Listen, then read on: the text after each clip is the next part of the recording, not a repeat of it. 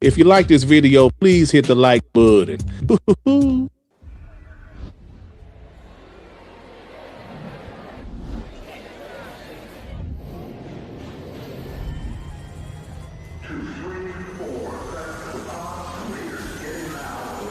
Let's ride!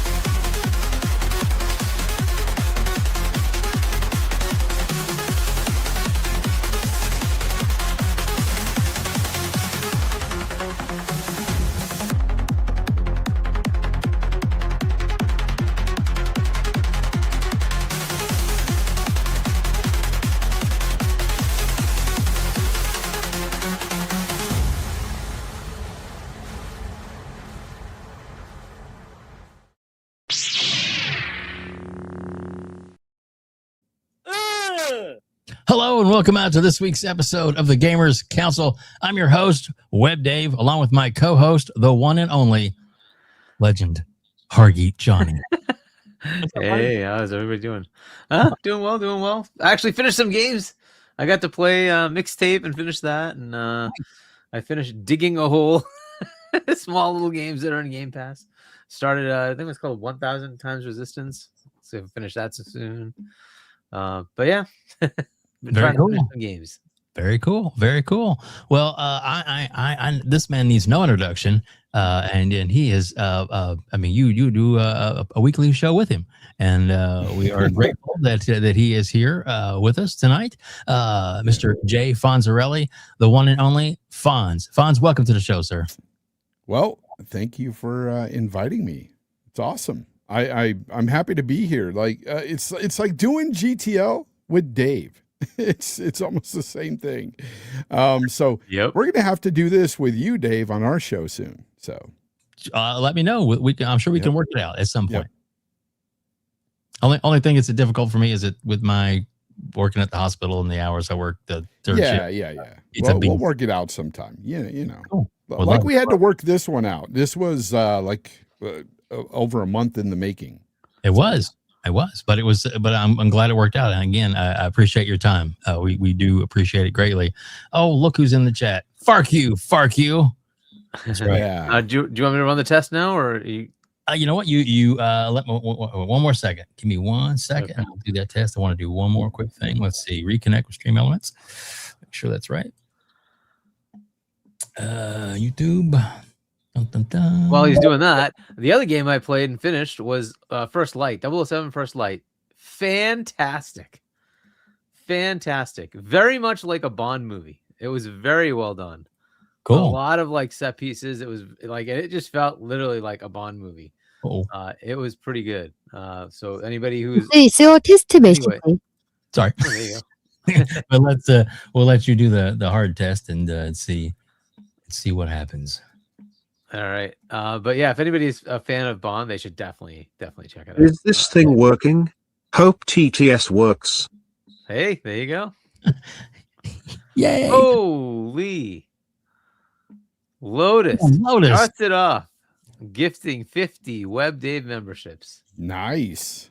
Very Thank you nice. so much, Lotus. And Lotus. we started before that with WEBDAVE gifting 5 WEBDAVE memberships. Only as well. gifted 5 to Mount Jones. But Lotus, thank you so much, sir. That was great. And Hargy, thank you for the $2 super chat, my friend. All right. No So- worries. Let me do if this works, I'm going to hit pause. So that way we can control the narrative a little better. So Okay. hopefully it works. We'll go from there. So I've got it set to where the alerts will pop. People, so if you do want to do super chats, TTS should be working, and you should be able to do your funny character names. If you're unsure of what character names are available, because not all of them are on our plan, all you got to do is click the link in the description. Or if you have your wonderful handy dandy phone on you, then you can actually, in the description, right there in the corner, right beside Fonz, is a how to use TTS. And it shows you how to use it and how to add stuff to it with sound effects and all that kind of good stuff. But be nice, please be nice. I'm in a very emotional state. I'm just kidding. Thanks, Fonz. It's almost like Vanna White. Here's your ladder. I love it. I love it. And I do have just say, Fonz, do that one more time. And when we got there, look, that's the link to Fonz's YouTube channel right there. Thank you. Wow. Appreciate it. No worries. We'll leave that up for just a minute. So guys, it's been another a good week in gaming, all the way across the board. Some L's, some rakes, some sad news, some good news. I don't know, the narrative that people were, wanting to weigh on a couple of weeks ago didn't quite pan out because of the way things were handled, which I think is a good thing, because sometimes you got to get in front of it. And there we go. And there was some a bit of rumored to be this week that we were going to hear a little bit about this Proton or whatever the heck it's called. I've got this clip pulled up here, and we'll play it here in a minute. His positron or whatever it's called.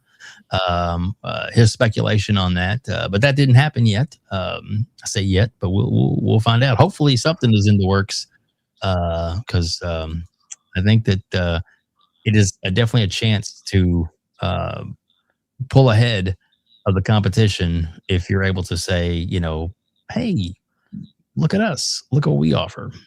So I don't know. We'll see. Hargeet, where would you like to go first on the topics, my friend? Well, what's going to be a good one? Let's just, I guess, like, maybe we'll talk about campaign evolve later, but let's just do the simple one and get it out of the way. There's 13 new features in the July update. Like, they're ramping up. They're throwing things out there. So for the Xbox consoles, there was, it's update Tuesday. We got that this week. And there are 13 new features. I don't know if you actually have it like listed somewhere. I do, as soon as my page goes through it. A little slow.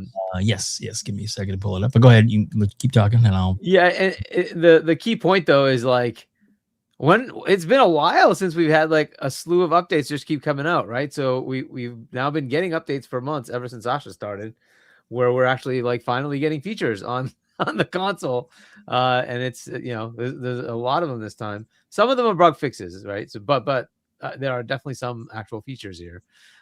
So they're no killer things. They're not like the groundbreaking, but they're things, right? They're little things. I did turn on one of them, which is now in your My Games and Apps. Normally it has little squares. You can now change that. You can make it posters. You can make it bigger, smaller. I actually like making it poster and bigger. Why? Because it actually looks like it's an actual game case. It looks like the game case. Like, you can actually see all the stuff that's there. Usually it's like scrunched down to this little square. Like, you can actually see the whole thing. It looks really good. So that's one of the features, right? So if that's of interest to you, check it out. Just toggle it and see if it makes it look better for you. I turned it on to poster large, and it looks really cool that way. So, but again, that's up to you. Maybe you don't like that. Fair enough. That's why they give you options. But you get to now play around with that, right? So longer gamer tags, cool. There's just a bunch of other things like color choices and all that. But there's a whole bunch, right? It's just a whole bunch of little features. Again, nothing crazy, but it's just little things that just add up, and it makes the experience better, right? So it's cool to see that there's so much effort being put into the console, and you actually can see some actual like changes and like the features are coming in. Like, I think that's kind of good to see, right? It's not like it's dead. They're actually doing stuff with it. I don't know, Fonz, what do you think? What do you think about that? you know, I wouldn't use any of this stuff right now because I'm not playing on console at the moment. So I'm not really, you know, and I've never had an issue with the gamer tag thing, like the longer gamer tags. Like, what do people want out of that? Like, I guess Sometimes there's a unique maybe- name that may be taken, and if you yeah, have, and maybe you want like 5 X's behind it so you can take Maybe. it. Yeah, or at least 3 X's for you, right? yeah. Black Maybe space. at one time, Dave. You stop. But yeah, no, I mean, I guess it's quality of life stuff. It's okay for, you know, those who want to use some of the stuff, but yeah, it's kind of a not a big deal for me. Yeah, I get it. But it is nice that I mean, taking a step back, that it's, she said they were like every 2 weeks, they were going to have some updates, they were going to kind of keep us in the loop better. And I think they at least are doing that so far. Hopefully they'll continue to do that. And this is still early in her regime, as it were. But I think so far, true to her word. Yeah, no, it's great that they're doing that. One thing I will say though is I wish they would put more effort into the PC app itself for Xbox.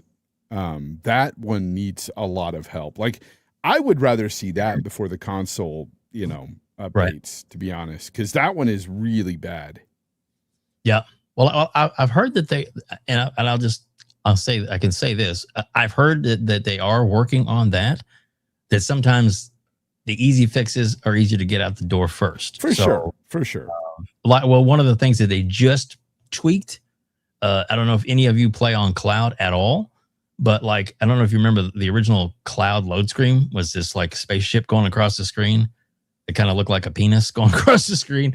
Well, they changed that. It is now updated. It's now new. It's now like I never thought of it as a penis, Dave.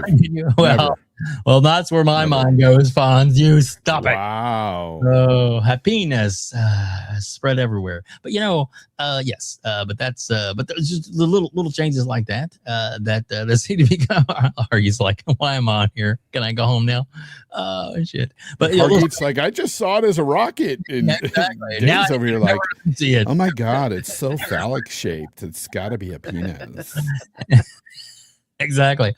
I don't know about you, Fonz, but my lighting is green. Now, what's yours? Blue. A little bit of purple accent over there. I like the bisexual lighting. I know you do. Anyway, let's just get on. Let's move on. All right, then. This is pretty bad. Oh, wow. Dear Lord. Okay. All right, then. So updates. What would you like to do next? Oh man, let's talk about Bethesda. Let's get into that one. Yeah, Bethesda.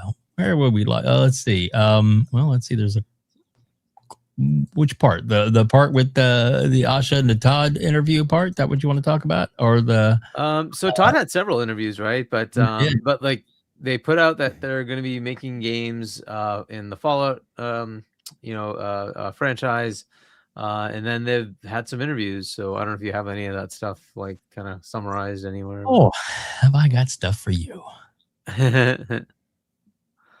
All right. Friend. All right. Should I read the Asha thing? Do you? I would. We have like the original. Oh, I have it right here, right below it. It's all full article. Yep. Yeah. Why don't we read the first part, which is the Bethesda announcements, right? So, is this all of it? Like, okay, no, from Bethesda. No, because there's more. It actually goes into. You want to read her little synopsis first, and then we'll go into the. No, I'd rather read the first thing because then we can then we can read the comment on it. You got it. I mean, 1 second. We'll open it up. Because that tells the actual news, right? Yep. There we go. All right. So we love making these worlds as much as you love playing in them. Today we want to share what's next for Bethesda Game Studios and what you can expect from us in the years ahead. For 40 years, we've built games that have entertained almost 500 million players. More than just games. These are worlds for you to explore, shape, and make your own. Worlds we return to together. That's what's driving us forward. We're investing more deeply in the world's players love, giving creators a bigger role in shaping their experiences and bringing our teams closer together so we can get our games into your hands sooner. support them longer, and continue building them alongside you for decades to come. Starfield continues. All right, so let's scroll down a bit. With over 17 million players logging almost 1 billion hours to date, Starfield remains an important part of our future. As we enter year 3, we'll continue expanding the Starfield systems, the settle systems, with new stories, interesting, targeted gameplay improvements, and additional updates, while preparing for the launch of new Starborn content next year. Nice. While preparing, more than 40% of players already customize their experience through creations. Well, that's pretty cool to hear. And we'll continue investing in creators and giving players new ways to make Starfield their own. Created by players, we've believed from the beginning that our worlds belong not only to the people who make them, but also the people who play them. That's why we've long provided players with the tools to create their own experiences, dating back to the Morrowind construction set. This year marked another major milestone for creations, with its expansion to Fallout 4, joining Skyrim and Starfield. We're proud to say creators have already earned more than 10 million in royalties from their work. The future of Fallout. Fallout is one of our biggest priorities today. Fallout 5 remains our long-range destination, and we have multiple Fallout projects in active development right now. Fallout 76 continues to be home to millions of players exploring. Let's scroll down. Exploring Appalachia together, with nearly 70 free updates released to date. The journey is far from over. In fact, we have a major Fallout 76 expansion planned for next year, Raven Rock, a prequel story to Fallout 3. Interesting. Fallout 4, the most award-winning game in the franchise, just celebrated its 10-year anniversary and recently passed over 35 million copies sold, continuing to attract a new audience every year. We also know many players want to revisit previous Fallout experiences. While we're not announcing any dates today, we have been working on remasters for both Fallout 3 and Fallout New Vegas. Yay! Let's scroll down a bit. Fallout Shelter continues to be the most popular way to experience Fallout on the go, with more than 250 million players. There's more ahead for Fallout Shelter, including new seasons and unscripted Fallout Shelter television project. Wow, that's interesting. Is also in the works with our partners at Amazon Studios and is it Kilter Films, I think. We'd like to congratulate Kilter and Amazon on the 10 Emmy Emmy nominations for Fallout Season 2. Production on Season 3 is already underway. And while we won't host a traditional Fallout Day broadcast this year, we're already planning something special for Fallout's 30th anniversary in 2027, when Fallout Day will be celebrated live in Washington, D.C. Studio collaboration. Let's go down a bit. Can you get back over there, sir? Yeah. All right. The Wasteland continues to expand as we team up once again with our longtime friends at Obsidian Entertainment. We're happy to confirm they're working with us on a new Fallout project. We're happy to confirm. Nice. We'll have more to share in the future. We're also bringing our teams closer together across Bethesda. ZeniMax Online Studios will partner closely with Bethesda Game Studios on the Elder Scrolls franchise, while continuing to deliver incredible new experiences for the Elder Scrolls Online. Season 1 Return of the Thieves Guild recently launched, and the team has more planned for the future. By aligning more directly across the franchise, we can create even better experiences for players. Bringing our teams closer together is helping us build a stronger foundation for everything we create next. And if you scroll down, we have Elder Scrolls and Beyond. Okay, cool. That foundation extends beyond our teams to the technology, tools, and systems will power the next generation of Bethesda RPGs. Our teams are now developing the Elder Scrolls 6 and Fallout 5 on Creation Engine 3, a shared technology platform we've been building since Starfield's launch. It allows our teams to support multiple projects simultaneously with new tools, rendering, and systems that define our games. Fallout 5 is currently in pre-production. Elder Scrolls 6 is our primary development focus today. with the majority of our team currently working on the next chapter of the franchise. With over 65 million copies sold, players are still exploring Skyrim 15 years later, but we know it's been a very long wait for the sequel. The next chapter is on the way. We're where we plan to be, loving how it looks and playing it every day. Cool. Let's scroll down a bit. The road ahead. Across Bethesda Game Studios, we're building for the future of Fallout, The Elder Scrolls, and Starfield. We're investing in our technology, bringing teams closer together, supporting our live games, expanding into new forms of entertainment, and developing the next generation of Bethesda RPGs. We couldn't be more excited for what's ahead and wanted to share as much as we could today.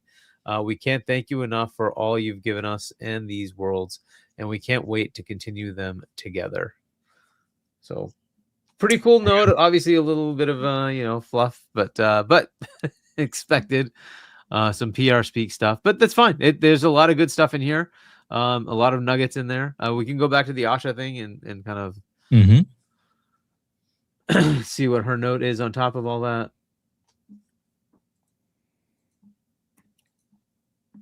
Okay, it's an Asha response. Todd Howard just shared plans for the Fallout, the Elder Scrolls, and Starfield franchises. These worlds have earned a special place with hundreds of millions of people over many years. I'm looking forward to what's next, including the partnership with Obsidian on a new Fallout game and closer collaboration with ZeniMax Online Studios on the Elder Scrolls. The achievements of these franchises are remarkable. The Elder Scrolls V Skyrim has crossed 65 million units sold, becoming one of the 10 best-selling games of all time. Fallout 4 has also crossed 35 million units sold, joining the top 25. And Starfield will soon reach over 1 billion hours played. There you go. That's a lot. That's all she's got. That's it. Yep. So, well, I know Fonz, your thoughts on all that fun stuff. You made a video about it, right? Yeah. How people, how Kotaku took this article and twisted it into a negative is beyond me. Look, I've said this for about a month and a half now. The Xbox tax is 100% real. I wasn't seeing it before, but I see it. And because everything I read here is positive, in my opinion. And for me, the biggest thing is, of course, I'm a huge New Vegas fan. New Vegas being remastered, I'm all for it. I want it today. And you have to remember something. Remember when they called Oblivion a remaster? Mm-hmm. That thing was almost a damn near remake. Let's be real. So I'm not saying this is going to happen here, but I hope that happens there because I love what they did with Oblivion. I want to see the same kind of treatment for New Vegas and Fallout 3. I'll replay Fallout 3 again too because I love the Fallout series. Fallout is one of my favorite franchises, so I'm definitely there day one for those. Excited about that. I'm excited, I'm not so excited about Fallout 5 just being in pre-production. That kind of sucks, but we kind of knew that, especially with them working on Elder Scrolls 6 right now. I wasn't expecting much coming from Todd. Todd, he tends to sit on his hands, or not, let me rephrase that. He tends to just concentrate on what they're working on right then before he jumps to something else. And I think he really wants Fallout 5. That's his baby, so he wants to do that next. Part of me feels like some of this was, the Asha effect, I call it. Mm-hmm. I call it the Asha effect, what's happening with these studios, with all these statements. I think she's nudging a bit, hey, put out something. Let the people know what you're doing because we need to get people excited. And that's what it's doing for me. That's what it should do for the average person with a brain is get you excited for Bethesda games. Again, how people turn this into a negative is odd because everything here of course there's some corpo fluff and stuff in there, but it's pretty much what I wanted to hear. Outside of the fact that, I expected the pre-production thing from Fallout 5, but New Vegas coming, Fallout 3 in the interim. Let's go. I'm excited for those. Yeah. I'm not surprised by anybody writing negative articles. It's got Xbox written on it, therefore it must be bad. And I haven't read the article. I don't even need to read the article. I can already guess. They just fired 3,000 people. How dare they say they're making games? Why haven't they shut down yet? I can't stand this stupid platform. I can already read it. I don't need to read it. I can just read it. You know what, Hargeet? They are. Gaz is doing a video on this article. And it's going to be funny. He's doing it. I can just guess. Like it's the standard. Emotional. They hear the word Xbox and it's the end of the world. Why did they have to hear about Xbox again? What is going on? All the while, there's more studios being closed by PlayStation, but nobody cares. It's fine. It's fine. Everything's fine. They fire people at night. Not only that, Hargeet, there might be some insider trading. There might be some insider trading going on over there. There might be, physical discs are going away. But no, that's okay. That's okay. But Xbox, don't you dare have positive news. It's like, what? This is possibly the best thing you could get for Fallout, right? You're getting an Obsidian-driven Fallout game. Obsidian was Black Isle that made Fallout, right? They became Obsidian. Okay, they're the ones making this game. They're making a Fallout game. The people who invented it. Come on, how is that bad? How is that bad news? That's a good thing. We've all been saying, can't Obsidian just make a freaking Fallout game? And now it's happening. Like, how is this bad news? That I don't know how you twist it. Anyways, I'm going to take it for what it is. This is great for Fallout fans. By the way, those are two games, the remakes that I have not had a chance to play. So I bought Fallout 3 and just never had a chance to actually play the game. So I played it for like 10 minutes and then I just went to something else and never came back. Not because I didn't have an interest. It just happensense of how it went. And so and then it got to the point I was like, this is getting old. I'm sure they'll remaster it. So we kept waiting and waiting. Finally, it's coming. So yes, that actually is a game I will play because I never got a chance to play Fallout 3 or New Vegas. And you're in for a treat, my friend. I'm like, I know this is going to get remastered. The writing is so good in New Vegas. So I will just wait for both of these. It's like, yes, this is a double treat for me. Like, this is awesome. I've never gotten to play the originals. I'm going to get remakes. They'll probably modernize things too, which is going to be awesome as far as the controls and whatnot. Awesome. That's exactly what I want to see. The other one I'd love to see is Morrowind. If they want to do that one. Because I played through I don't know, a quarter of that. And I'm like, you're not journaling for me. I need like a better journaling. And that one would take more time, Hargeet, because that one is very dated. Take your time. Make it fair enough. But I would love to see that. Like modernize that game too, bring up modern controls, modern conveniences, right? Yeah, I would love to see that and actually be able to finish Morrowind. Of the you ones never that finished Skyrim, it? And wow. I never finished it. I played with it. I played that game on the OG Xbox. That's where I fell in love with Bethesda. And I played through the whole thing, dude. I freaking love Morrowind. It's another game. I want to go back and finish that. Right? Like Oblivion was my favorite. Elder Scrolls. Oblivion was my favorite. And then Skyrim was pretty good, but Oblivion was really good. And then I'd want to go do Morrowind if they can like remake that one. But this is great news. So you're getting two Fallout games remakes probably in the next couple of years, and then you have another Obsidian game coming. And I'm gonna guess Obsidian's pretty good at like getting games sooner, getting them out sooner. So maybe they'll get that out in a few years, right? So awesome. Like this is all good stuff. This is not because otherwise we're gonna wait till 2-3 years until Skyrim Elder Scrolls 6 comes out, and then we're gonna wait 5-6 years. Like, exactly. Dude, we're getting games sometimes, and that's awesome news. So, and all of this, by the way, Creation Engine 3 should be, I'm assuming, being geared towards Helix. Yes, it will downscale back to other stuff. Fair enough. But I'm hoping they take advantage of the next console. And then we can hopefully see some new capabilities from their engine. One of the things they do kind of need to deal with is the entire RPG world and landscape has changed. They need to kind of keep up with that. Yeah. And hopefully they've read the room on that too. So because that's some of the things that have like hit both of them, that a few things are a little bit, dated. They need to kind of pick that up, and it's fine. I'm sure they'll figure that out. But that's the thing they need to go after. One of the things that seems pretty clear is Asha's effect is being seen everywhere now, right? And it's a read the room. What do people want? Let's make that happen, right? Why keep fighting it? Why keep making headwinds for yourself when there's already demand? Just meet the demand, right? So it's pretty straightforward.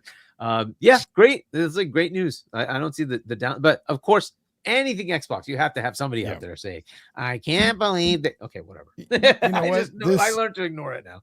This guy Cordwainer 5767, he said, "I heard that Obsidian is furious and we're forced to make the Fallout game media."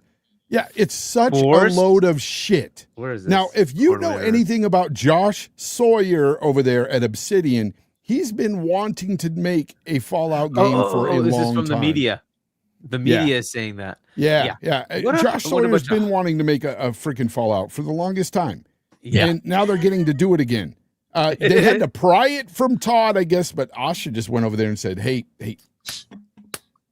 you're going to let Obsidian do Fallout. I love his sarcasm. It's true. Yeah. And the one right here. I'm digging Asha right now. I'm telling you right now, I think she's doing her thing, and as the younger generation say, let her cook. Exactly. Let her cook. Hey, Hargeet, read that real quick.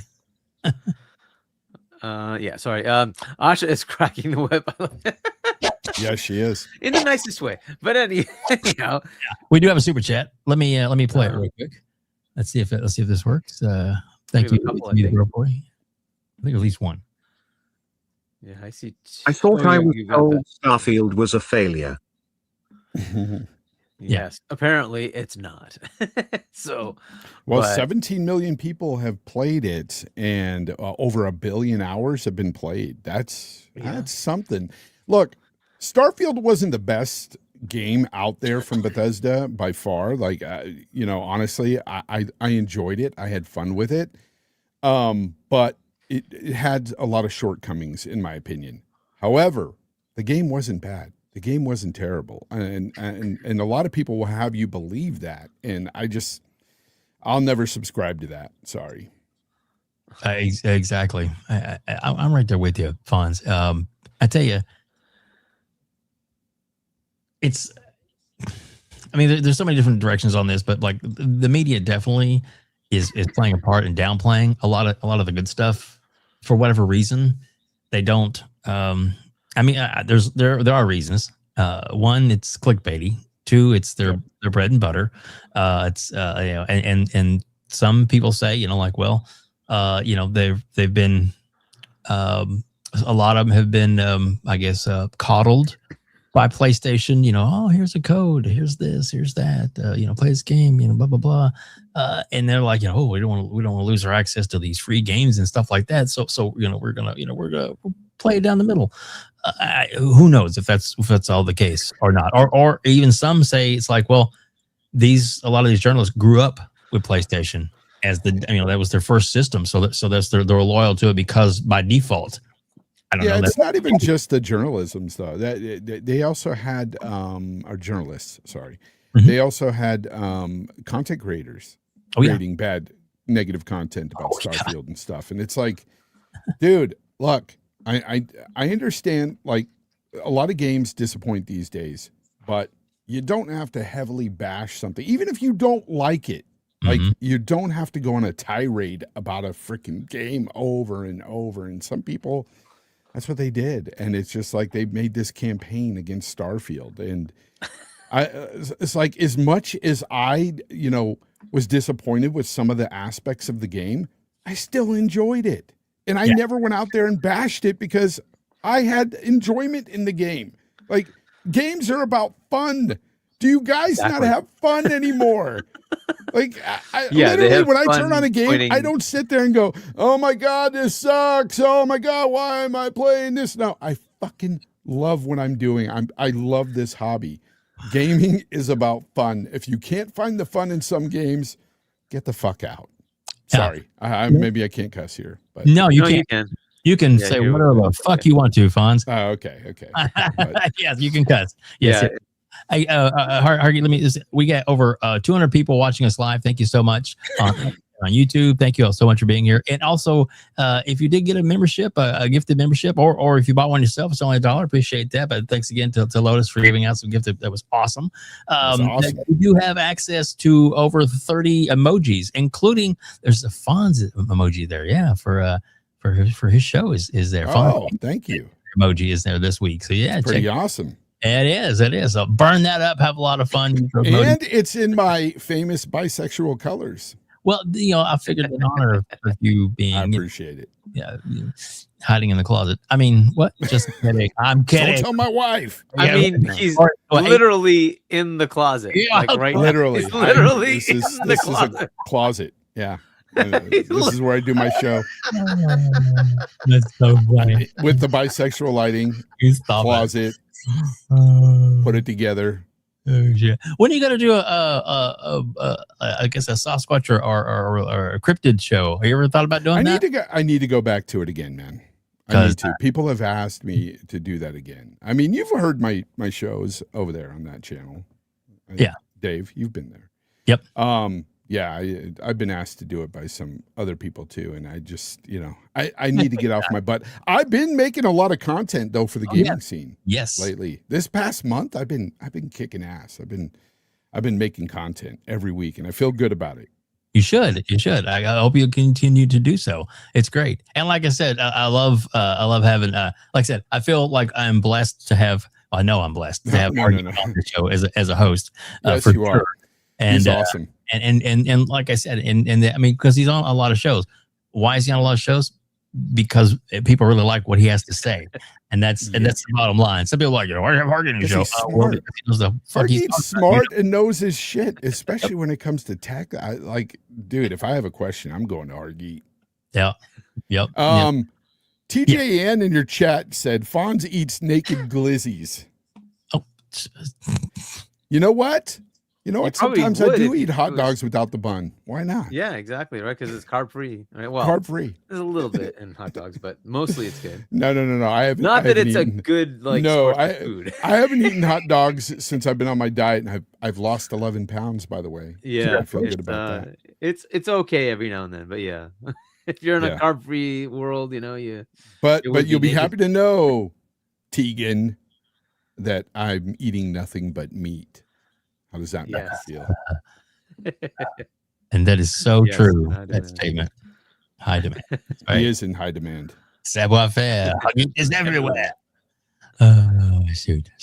But anyway, it was like I said, thank you so much, Hargeet, for being here. Hey, all right. Go ahead. Go on to id. Let's talk about id. We have I do. Actually, let me before we move on to id, let me bring up this, because this is actually it's continuation with the Bethesda part, but it was pretty awesome that I thought, because he was just on the Iron Lords, and he's been a guest on here before, and hopefully we'll get him on again soon. And that is the one that only Gordon. Got to meet him in person in LA. And I was on a car ride with him as well from the airport when we first flew in, and very gracious with his time. Highly underrated, I believe, in his craft, because I mean, he didn't go to journalism school, but I think he's probably one of the better journalists that I would say that I watch or listen today, because of his perspective, and that he likes to get through the meat and to the facts. And he asked some good questions here. Not all of them that Todd could answer, but yeah. So we can pull that up. I don't know if you want to read the top part there, Hargeet, and then we'll pull up a little bit and we'll all talk about it. Sure. From Jez, I never thought in a million years I would be lucky enough to speak to Todd Howard on the record. It's thanks to the Xbox community and all of you guys that I continue to get to do this. I cannot thank you all enough. I know I ain't perfect, and I can be negative and pessimistic, but I want to do better and be better. Thanks for sticking with me. Oh, there you go. And it's still there. And breaking. I spoke to Todd Howard about the future of Bethesda and much more. Obsidian's Fallout game is greenlit. New Vegas 3 remakes confirmed. Fallout 5 in pre-prod. Elder Scrolls 6 is hitting milestones. I think Now, that if you want to read the article, we kind of talked about a lot of it, but that's up to you. yeah, we kind of went through it, right? So Yeah. people can we can put that article in our chat, or they can go or in the description, right? Let people read it. It's good. Definitely go check out Jez's article. I don't know if they had a video with it as well, but check it out. Let's see. Share this over. This is tab instead. So, oh my gosh, why isn't I? There we go. It got a little slow. There we go. There's the actual article. So I don't know if there's any highlights that were more than what we've already read. Right? We kind of got a pretty big thing. Exactly. So. Yeah, these are pretty much all the quotes we've already read, right? So, I think so. Okay, yep. And then you broke down, all that kind of stuff. Yep. Yeah, and of course the pop-ups start hitting us. But it's all there for everybody to read in more detail. So we'll pull that off the screen. But yeah, I just wanted to go to that, and we wanted to go to the id Software. Hugo Martin. You have that. I got so many damn tabs open. Oh, here we go. And in fact, we've got the in his own voice. Dave, are you using the RE320? Am I using the mic RE320? That's what it is. Huh? I mean, you don't have to look around for it. No. It's definitely the RE. Or is it the black RE20? It's a 320. That's the 320. Yeah. Yeah. I love this mic. Yeah, it's a good mic. Yeah. I mean, it was the same mic I actually used when I was on radio. So a lot of people use the other one, the silver one, which is actually RE20. Yeah, the RE20, but the 320 because it's actually designed like bass drum. Yeah, we didn't even have to get off topic. I don't know why my freaking I'm a mic connoisseur. I like mics. I just know so much about mics. Do you like those mics stuck in your face, Fonz? Stop it. Yes, I do. But it's a nice mic. Thanks, big boy. All right, let's listen, hear it from his mouth, and then we'll read the little comments around it. For starts, I'm not saying anything new. Yeah. Our team, there's been reports that like we've been, nerfed into the ground and gutted, and we have 50 people, and that's not true. We're the size we were when we made Doom 2016, and id Tech is very much alive and well. You have to understand, we have id Tech engineers both in Frankfurt and at Machine Games. We collaborate quite a bit. So the id Tech is there, the Doom team is here, and we're excited to work on, to share with you guys more of what we're working on in the future when it is appropriate and approved. But that's that's the big thing, and approved. Yeah. All right. So Hargeet, if you want to, I guess pretty much his talking points there, but that's basically what he said, right? So I mean, this is good news. We've heard about this, right? So that basically the rumors that id was in trouble and has basically been scaled down to nothing, and id Tech was going to go away. All that's apparently not true. And this is coming from the head of the studio, right? So yeah, it's still id Tech's up and running. It's going. It's going to continue. And between Machine Games and id, they will continue to use id Tech, and then they're now greenlit for the next Doom. And I'm assuming it'll be something that's more in the vein of Doom Eternal, because that apparently was the one that people loved. And so they already did stuff to kind of change the formula a bit for Doom the Dark Ages with the DLC. So they're listening, which is good. That you want to have them listen to you, and like whatever the fans are really clamoring over, right? Let's see if they can get that, and they're doing that. So good luck to them, and hopefully they'll turn it around pretty fast. And then we'll get another installment from there. I guess Machine Games, we'll find out what they're working on, right? Because there's Quake, there's Wolfenstein, there's also potential for indie. I don't know if they want to greenlight another indie, or if there was active development, they might have canned it, mostly because of how financially viable it would be, because there's a lot of Disney money involved in that, right? So they would have to pay them quite a bit to continue that license. So it's interesting thoughts. I like, as far as the size of the thing being back to 2016. Look, I've been seeing a lot of the like studios were being increased in size by Xbox to allow them to do more stuff, right? To either increase capability or start second teams to go look at other potential projects.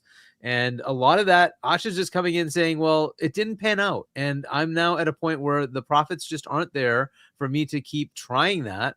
I need like focus on the things that guarantee me returns.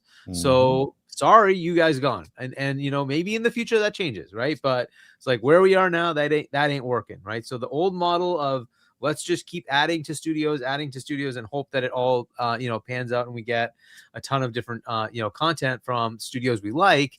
That formula can sometimes work, but you have to understand it still has to be led by people that can make the game, right? And if that team is still working on game X, they're not working on game Y, and that's kind of the problem, right? So, when you take Obsidian and say, hey, can Sawyer go create another a Fallout game? Well, he's already done it. He's already done Vegas.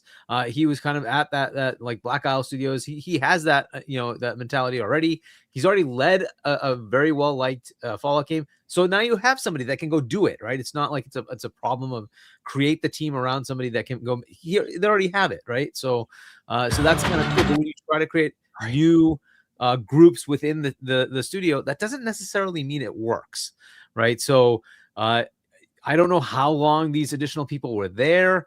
They were purchased in 21, so it's been like 5 years. So I don't know how long, after 2016 they grew. Did they grow while they were under, the original ownership, where it's unlikely because they were kind of struggling, right? Financially, Zenny was struggling. So I don't think they would have been growing much. So my guess is when they were finally bought by Xbox, like, okay, we'll greenlight opening up a couple more positions for you. Let's see if you can add more talent to do blah, blah, blah, blah. But it didn't go anywhere. We only got the games that we've gotten from id were Doom. That's it, right? So and if you look at Doom, the Dark Ages, it's the least well-received game of the trilogy. And I'm not saying it's a bad game, by the way. I'm just saying that you look at Doom 2016 and Doom Eternal, both were up for Game of the Year. And this was not. So at least I don't recall it being up in Game of the Year discussion. So it certainly missed the mark, not as a terrible game, but it didn't make it even to the level that we would have normally expected, right? So and I'm sure that was why there was investment in id, and that did not work, right? And you look at Machine Games, on the other hand, they invested in that, and you got Indie, and Indie, it was critically pretty well received, right? So you look at that one and say that was good, right? And so we'll see what happens to Machine Games if that has some layoffs going down. But I don't know. I'm not sure it's a doom and gloom, no pun intended, I guess pun intended, because they're coming out and saying no, we're good. This is not we just decided to cut you in half because. No, it's we cut off the stuff we gave you that didn't do anything. It didn't give us a return.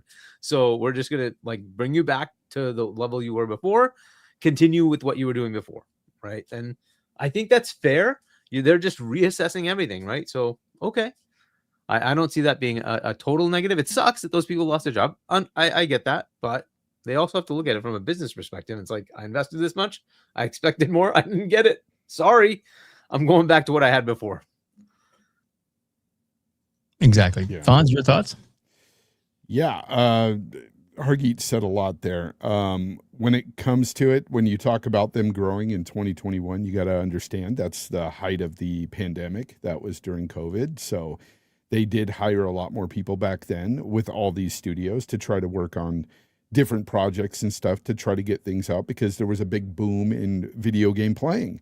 So the way I view this is that they're just trimming a lot of the fat. That's the way I put it, because that's what it is. When I saw everybody going crazy about, oh my gosh, they gutted id Tech and id Software and now id Tech's gonna die, I refrained from comment. I didn't make a tweet. I didn't run and freaking make a video. I didn't do any of that stuff because I was like, let me wait and see what's going to happen here. And sure enough, a few days later, we hear from id Software themselves, and they're like, look, we're fine. We actually have more people than we had when we made Doom 2016. And when I heard that, I was like, that's all I need to know. That's it. This is just trimming the fat. So Asha is doing the right things. She's doing things that that a lot of us have been saying to do. Go for your big games. Where are these big games at? Have these teams work on stuff that work, and stop trying to make these games that aren't working. It's that simple. And what do you get from IdTech? You get Doom. And what are they doing? They've already started work on the next Doom. And to your point, Hargeet, about how Doom, the Dark Ages, didn't land very well. It didn't land very well for me either, because I liked the previous two Dooms better. But it's not to say Dark Ages is bad. It's just that I didn't care for the mechanics they were trying to do. But that is also something I give them praise for as a studio, because they don't try to reinvent Doom, but they're always adding to it and trying different mechanics. And I appreciate that they do that. And I don't want them to stop doing that, because they've done great with it so far, aside from the Dark Ages. And part of that too, can we attribute some of this negativity towards the Dark Ages? Maybe some of it's the Xbox tax. I don't know. Maybe. That could be a thing. It just seems like a lot of people have this negative, they throw negativity on whatever Xbox is doing. So if it's an Xbox studio and they bring out a game, it's scrutinized to no fucking end. And I don't know. I think that might have played a role in some of that, but I'm happy with what they're saying at id Software. And it doesn't look like in this interview here, like there was a gun to the guy's head, right? Like nobody's telling this guy what to say. He's straight up just telling you, we're the same size we were when we made Doom 2016. And I got to tell you, Doom 2016 was a hell of a fucking game. I loved Doom 2016. And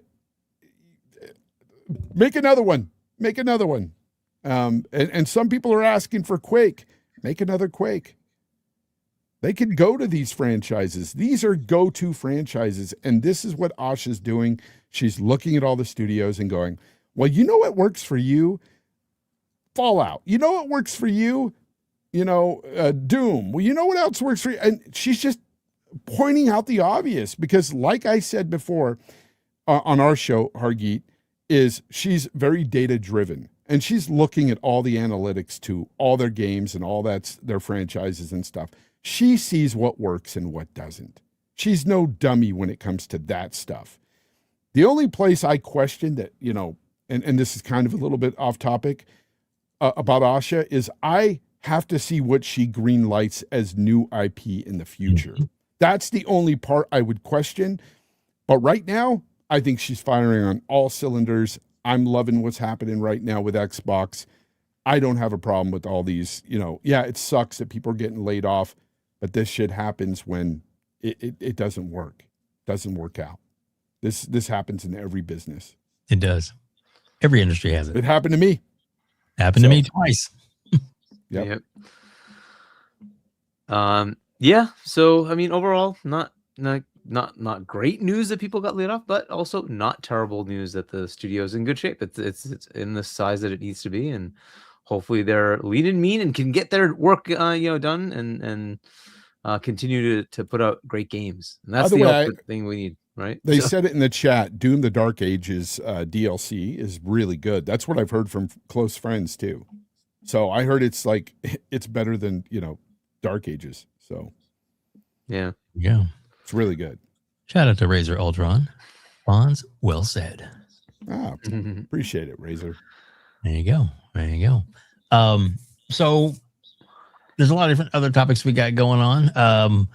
Let's turn to a little bit of PlayStation talk. So we had the one that we were going to queue up. What was that one? That was the exclusives. Okay, we hold that one, right? Okay. This is where it's going to go downhill fast. Yeah. Oh wow. Okay, let's They see don't this. I have care. not seen this yet. PlayStation does not care. This is just a little. Shout out to Gaz, Shout co-host. out to Oh Gaz. boy, is he gonna start making those septic videos again? Those like the Oh, sauce Yeah, videos. yeah, of course. Oh yeah, Oh man, it's gonna be legendary. fun. All right, so let's play this little snippet for, just to kind of set the mood. What do you call it? A palate cleanser to get us where we're going, and then I've got some other articles we'll pull up. Here we go. Shout out to Gaz.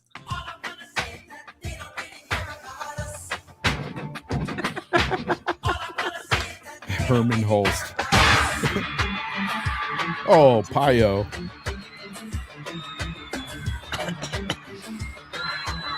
Gas will say giving. Isn't that awesome? I love it. I love it. I love Wow. it. Shout out to Mr. Boomstick for this photo as well. Let you read a little synopsis there for Boom. Mr. Yeah. Boomstick XL weekly show. You on one as well of his? Yes, yeah. A new Xbox Helix rumor has everyone talking. Physical disk drive confirmed. How Asha Sharma and Team Xbox could win the next generation before it even starts. A full breakdown on the physical games forever movement is so important. Yeah, that is true. If they were to do that, that would be huge. That would be huge if they did. People are wanting to do And this kind of thing. Yeah, so this is kind of riffing on the thing that I was trying to say that they should do, right? Is Mhm. go get boys and Shuhei, make a new version of this is how you share a game, and you have a PlayStation game and it just falls out of your hands. Like, what happened? Well, here's an Xbox game. Yeah. Yeah. So there's several different parts to this. There is the PlayStation's shutdown of the store and its impact. And we can go to that because there's some recent in the last 24 hours. Go ahead, Fonz. Is it a shutdown or a repurposing? Did Well, they repurpose it because of that. Store? Yeah. Oh, store. What store are you talking about? The PlayStation 3 store and the Vita store. Oh, the PlayStation 3 store. I thought you were talking about the plant where they were making the discs. Oh, yeah. No, that they they repurposed repurposed that. Yeah. So I don't know if you want to read some of that there, Hargeet, and then we can. There's plenty of PlayStation bad news that we're going to go over today. Just through. Oh, okay. All right. Sony's planned shutdown of the hashtag PlayStation Store for PlayStation 3 and PlayStation Vita has raised concerns about game preservation, particularly among Sonic fans. Titles like Sonic Rivals and Sonic Rivals 2, which haven't been re-released on modern platforms, will no longer be digitally available. Additionally, downloadable content for Sonic the Hedgehog and regional releases of Sonic Heroes and Shadow the Hedgehog will be removed. While existing owners will retain download access, new players won't be able to purchase these games legally, highlighting the challenge of preserving classic video games as digital marketplaces vanish. Yeah. I mean, to me, that's pretty big gaming news. Fonz, what do you think? Yeah. This is the problem with, getting rid of physical discs, because the future that they want is one of control. They just want to control everything, and they don't want you to have any other avenue but their own storefronts to buy games. And when something like this happens and they close down said storefront, guess what? Games go bye-bye. And it sucks. This is why I've been advocating for the physical discs, even though I'm not somebody who, buys them now. Out of convenience, I've been buying digital, admittedly, as other people are too. Like, there's millions of people who've switched, but I know the importance of them. I've struggled before when I couldn't buy a brand new game. I had to buy it used, for myself and for my kids, when they were growing up. So I know that physical discs still mean a lot to people just on the game preservation front, but you know, a lot of people may buy physical discs out of just preference, but there's a lot that buy it out of necessity, and we can't forget about those people. We're all gamers at the end of the day, and it just, to close your eyes and just say I don't care because I'm all digital is a cop out. It's just not cool.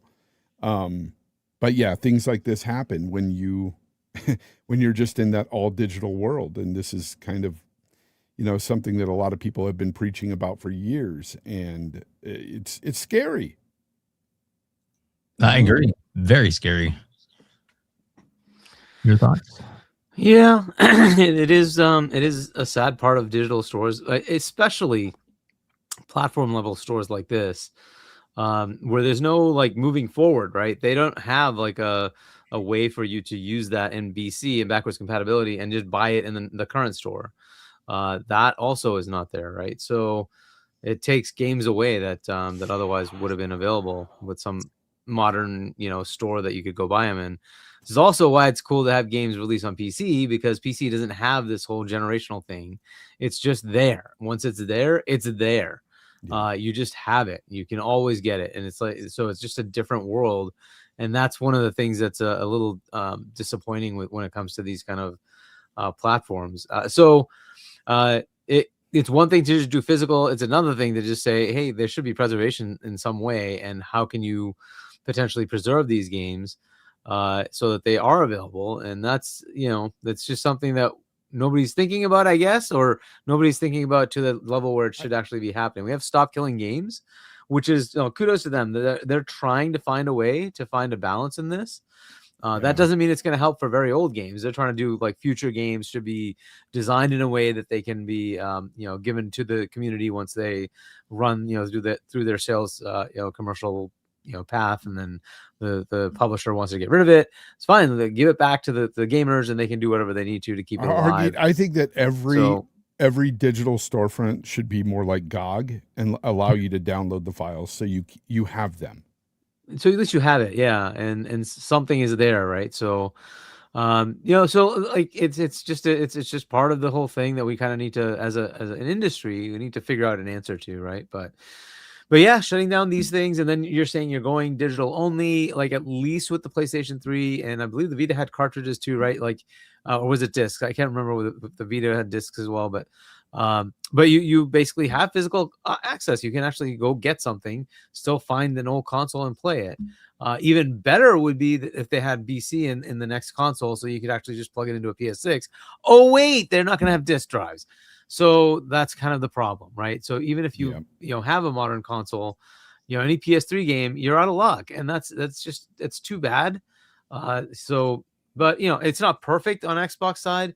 Certainly, Nintendo can be annoying between different types of generations. They've sometimes allowed it, sometimes not, as far as backwards compatibility. You know, so you kind of get hit or miss there as well. But it is nice to see like some people thinking about it. Whereas here, they basically just said, go away. And, you know, it's going to keep creating backlash. I hope people actually, you know, care enough to hit them where it hurts, which is money. Like they need to not buy their stuff. Yeah, and that's a problem too, Hargeet. To that point, I've seen big PlayStation content creators already fold about not buying the next PS6 and not buying the next PlayStation game. They've already folded. And it's sad to see, because they're going to win. Like, there's you know? no convictions. Yeah, and this is what's going to happen. This is what Sony expects to happen, and this is why Sony hasn't said anything, because they don't need to. They're just going to continue doing what they do and be that market leader. You need to have competition to come out and say, that's where Xbox needs to come in and say, hey, we're going to have a physical disk drive on our console, and possibly bring some of those people over to their platform from the PlayStation. Because I'm sure some people who do really care about game preservation, or those who buy it out of necessity, will buy an Xbox instead. Yeah, and again, we don't know that there's any truth to these rumors, right? So if there are, you know, any substantial things going on there, however, I'll say, as we've been noting, right, that Asha reads the room, and she can see that there's a lot of backlash. And the question is how much conviction, and that's the problem, right? Is if there's not enough conviction, then what's the hurt on the other side? The flip of that is she could say, well, I don't want any of that noise. We already get all this crap anyways for being Xbox. So I don't want the noise. So I could just easily say we're still continuing physical, even though the majority of our players don't bother with it anyway. I'll just take the hit, right? Whatever. But that way we're not going to get that noise. And if it creates positive PR, fantastic. I'm saying lean into it. Yes. That's a different thing. But that's up to them, right? Even just coming out and saying that, like, hey, we don't have any plans to stop physical releases for current gen, and we are working on potentially keeping it for next gen, right? So it just creates positive PR right there, right? But if they actually have actual concrete plans, that would be even better, right? I don't know. Where's all the scathing articles about this? I don't know. Where are they? Because remember, look, may I remind you guys, when Xbox tried to up the price of games with gold and everything to $120 a year, Xbox and gamers, not just Xbox, gamers went out there and bitched about it, and within 24 hours they had that reversed. Mm-hmm. Okay. Yeah. Nobody was, touting, writing articles about good guy Xbox. Well, what about bad guy freaking PlayStation here? People have been bitching about it for over 2 weeks, and they're not doing anything about it because they don't need to, because they knew they would have people folding. It's insane. It's insane. Well, speak of the devil. Here is a recent update from MBG, Muscle Bound Gamer. Hargeet, if you want to read his comments. Yeah, Sony has not responded in over 2 weeks since they announced they will be ending physical PlayStation discs. However, they are still getting hammered every day with every post. Do you think they will end up reversing their decision and walk it back? No. Absolutely. Probably not. Probably not. No. Whoops. Let me shit. Let me go back. I screwed that all up. Give me a second. Here we go. So another thing that he had said was because he had apparently been walking back some of his comments as what people were saying. He seemed like he's now because he was like, I'm not doing this. I'm not doing this.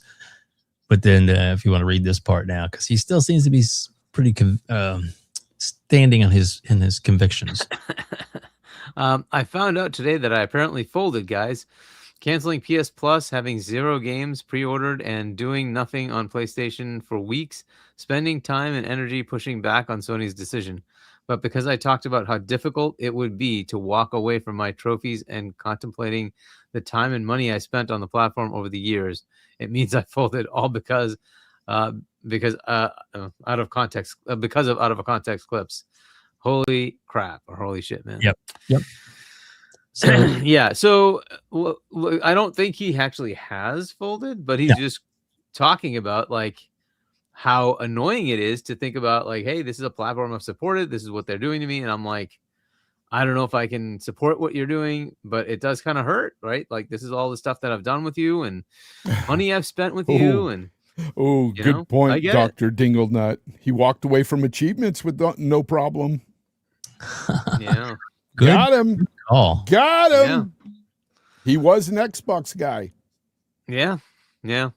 So look, this is just the way it is. And like, if you want to make a point, the only way to hit them is don't buy their stuff. And yeah, that's the way it goes. So, but yeah. So to continue on the same theme. Yep. Go ahead. I think he's going to fold regardless. I think eventually. I don't know. I don't know the guy personally or anything, and I don't have any ill will against him. Never have. He blocked me a long time ago just out of spite, because who I was associated with, with RDX. I'm sorry, and all that. You were associated with me, Fonz. That's what it was. So it's just, it is what it is. So I've never had any dealings with the guy, but I just know that when you make bold statements like, I'm not going to buy a PS6, then you got to follow through. It's going to be really tough not to do. Yeah. Oh well, I mean, he could always switch to PC. That's up to him. And I don't know. If Yeah, the games that for they have sure. But he's on- not going to be playing those single player Sony games on PC because That's fine. And I guess it's they're a not. question of how big of a deal it is for him, right? But, Yeah, exactly. That's my point. It's very hard to do. That's why you don't say things like that out loud. Like, you don't say, I'm not going to do this. Like, okay, you can say, I'm going to cancel my PS Plus. Great. You can do that. But you said you're not going to buy the PS6. So if he buys the PS6, I don't know. Yeah, he'll get hammered if he did that because he's already said he's going to do it. But we'll see. You know what I think real quick? I think that his thinking in his mind was that there's no way they're going to do this. All the people are going to be so mad at it. They're going to hear all this outcry, and Sony's going to change their position or come back out like they've done in the past. And if it had happened, then it'd been like, we did it. And then after 2 weeks, he's like, oh, fuck, they're not going back on it. Well, he did also say that he would buy a Helix if it had a disk drive. So there you go. MBG, you might have a console. We might have a console for you. He'll have a little thing for because look, I mean, it doesn't even have to have a built-in disk drive. All they have to do, Asha just needs to say, hey, we have one for sale and you can add a disk drive. And that would be cool. People would be happy with that. All right, we do have a super chat that just popped up. Let's see if I don't know if it does. Remember chats? I think so. I think it does. Yeah. Let me see if it does.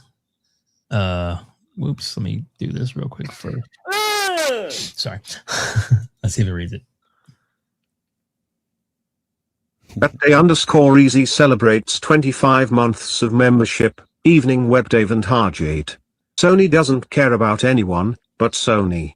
They played their fan base like a fiddle for years and will continue to do so. Yep. That's facts. That Ray's Raltron celebrates 13 months of membership. All right. Thank you, Razor. Appreciate that. Oh, we got one more.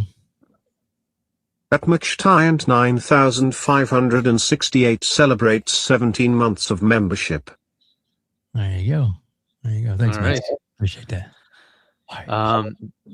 Do you want me to read this one? Yeah. All right. So we've got, I'm detecting a pattern here. Looks like journalists are trying to get people to give up. I bet they're getting paid to say the same stuff. Don't fall for it, guys. It looks like another tactic to get people to give up. So his point was that there's two different articles, two different sites that have posted this up, and they look amazingly virtually the same. Yeah. So I'll let you read some of the highlights here, and then we can read some of the others on the next one. But just as I think his point is well taken. Yeah. So the backlash against Sony appears to be losing momentum. Is it really? Many PlayStation posts initially received 100,000 plus protest replies. Recent posts are reportedly seeing closer to 10,000. As time passes, it seems many players have started to move on. For now, it looks increasingly unlikely that Sony will reverse its decision to phase out physical games. Look, it also requires them to post something. It also requires them to have any show or something like that, right? So, but anyways, and then you have exactly verbatim the same. The backlash against Sony appears to be losing momentum. Many PlayStation posts. Well, it's like any other media outlet. Yeah, so copy paste. Same shit. As time passed, this is probably like PR thing that was sent out to all their propaganda, their media friends, right? And please post this. So, yeah, what a bunch of crap. But anyways, it's. But the key part of that is the last paragraph, Hargeet, because I think if Sony did send this out or send this out through their back door kind of thing, they wanted to make sure that at one point was sticking out there, which is, for now, it looks increasingly unlikely that Sony will reverse its decision to phase out physical games. Meaning, it's this kind of stuff, it works on people. It's propaganda. They push the same narrative out over and over, and people read it over and over and go, "Oh, okay, I guess everybody's over it. I guess I'll get over it too." Yeah, that's the kind of thing they want you to. It's just get into. They're just trying to push your mind into thinking. It's Yep. So, All right. And we have more. Devs are furious at PlayStation after paid promo posts get ratioed and community noted. I'm assuming that's what it is. Is that that's Yep. him? there's Yep. a lot of different companies in the last week that have like they promoted games through the PlayStation site because PlayStation had to deal with them. Like, oh, cool, we're going to talk about your game now. But instead of getting the spin, the popularity, the prestige of getting pushed their game to sell, all of them are getting bombarded with. I'll let you read some of the comments in this particular one, if you don't mind. What the community note here. Important information on consumer rights. Sony is currently attempting to establish a digital monopoly by eliminating physical media and, as a result, free competition in the distribution of PlayStation video games, providing users with non-transferable, revocable licenses instead. So, to this point here, so the new Marvel Wolverine trailer came out last week, and a few days ago, actually. And I went to look at the comments, and the very first thing I read was like, a real hero wouldn't take away our physical discs. And then everything below that was just talking about how they're removing physical discs. I'm surprised they didn't shut off the comments, because that's all it was about. Nothing about the game itself. Just talking crap about Sony. So no, nobody has moved on. It's not something that everybody was like, oh, okay, it's over now. It's been 2 weeks. No, Sony, nobody's moving on from it. Gamers are still upset. You're taking away a choice that is a very important one from them, and they know what you want to do with this, and it's slimy.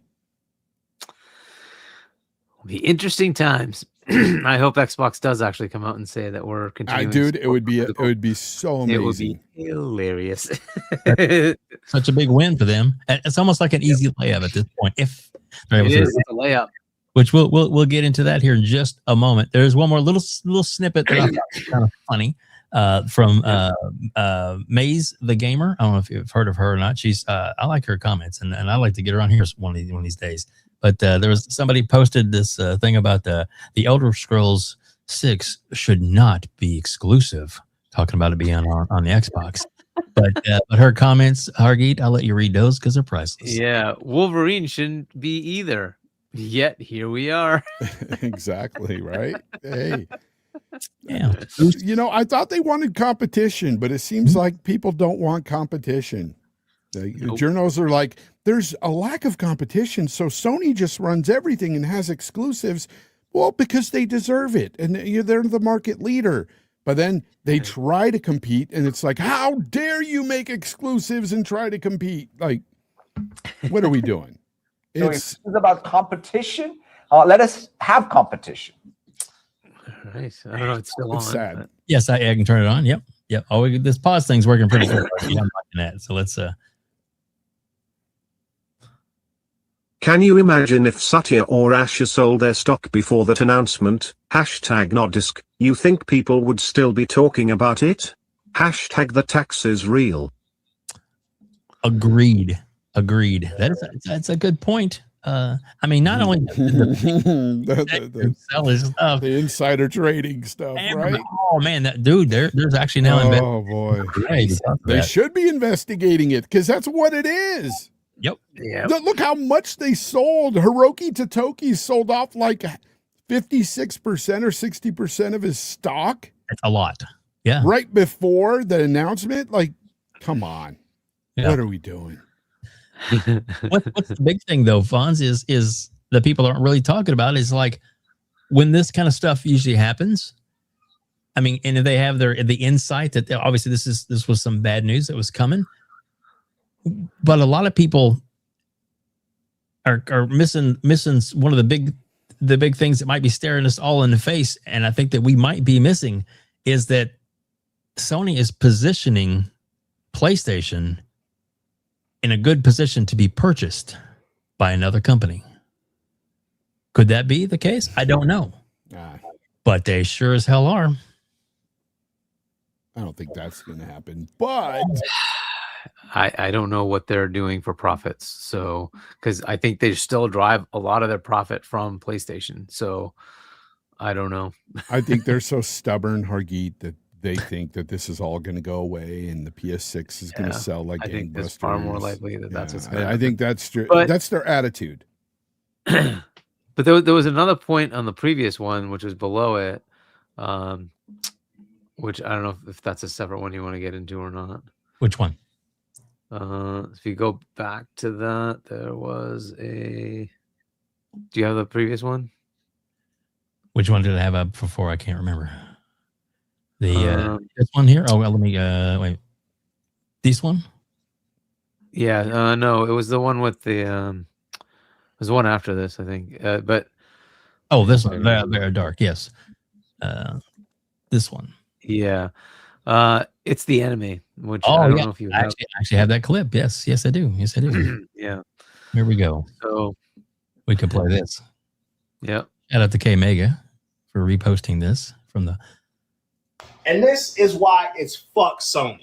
You know, fresh off the heels of last week when they fucked over gamers by announcing that they would be destroying physical media with the PlayStation in 2028, they've now shifted focus to anime fans. See, for those unaware, Sony is the owner of Crunchyroll, which is one of the biggest distributors of anime in the West, and they took to their social media page to announce that they would be locking their store behind a monthly paywall. You now have to be a Mega or an Ultimate Fan subscriber, which costs $13 or $18 a month, just to gain access to the store so that you can buy posters, DVDs, body clothes, whatever you anime niggas is into. But that's not the point. See, at least with Costco, when you pay for the subscription, you get to buy things wholesale, so you save a lot in the long run, and that subscription pays for itself. With this, they are demanding you pay for access to a regular ass online store.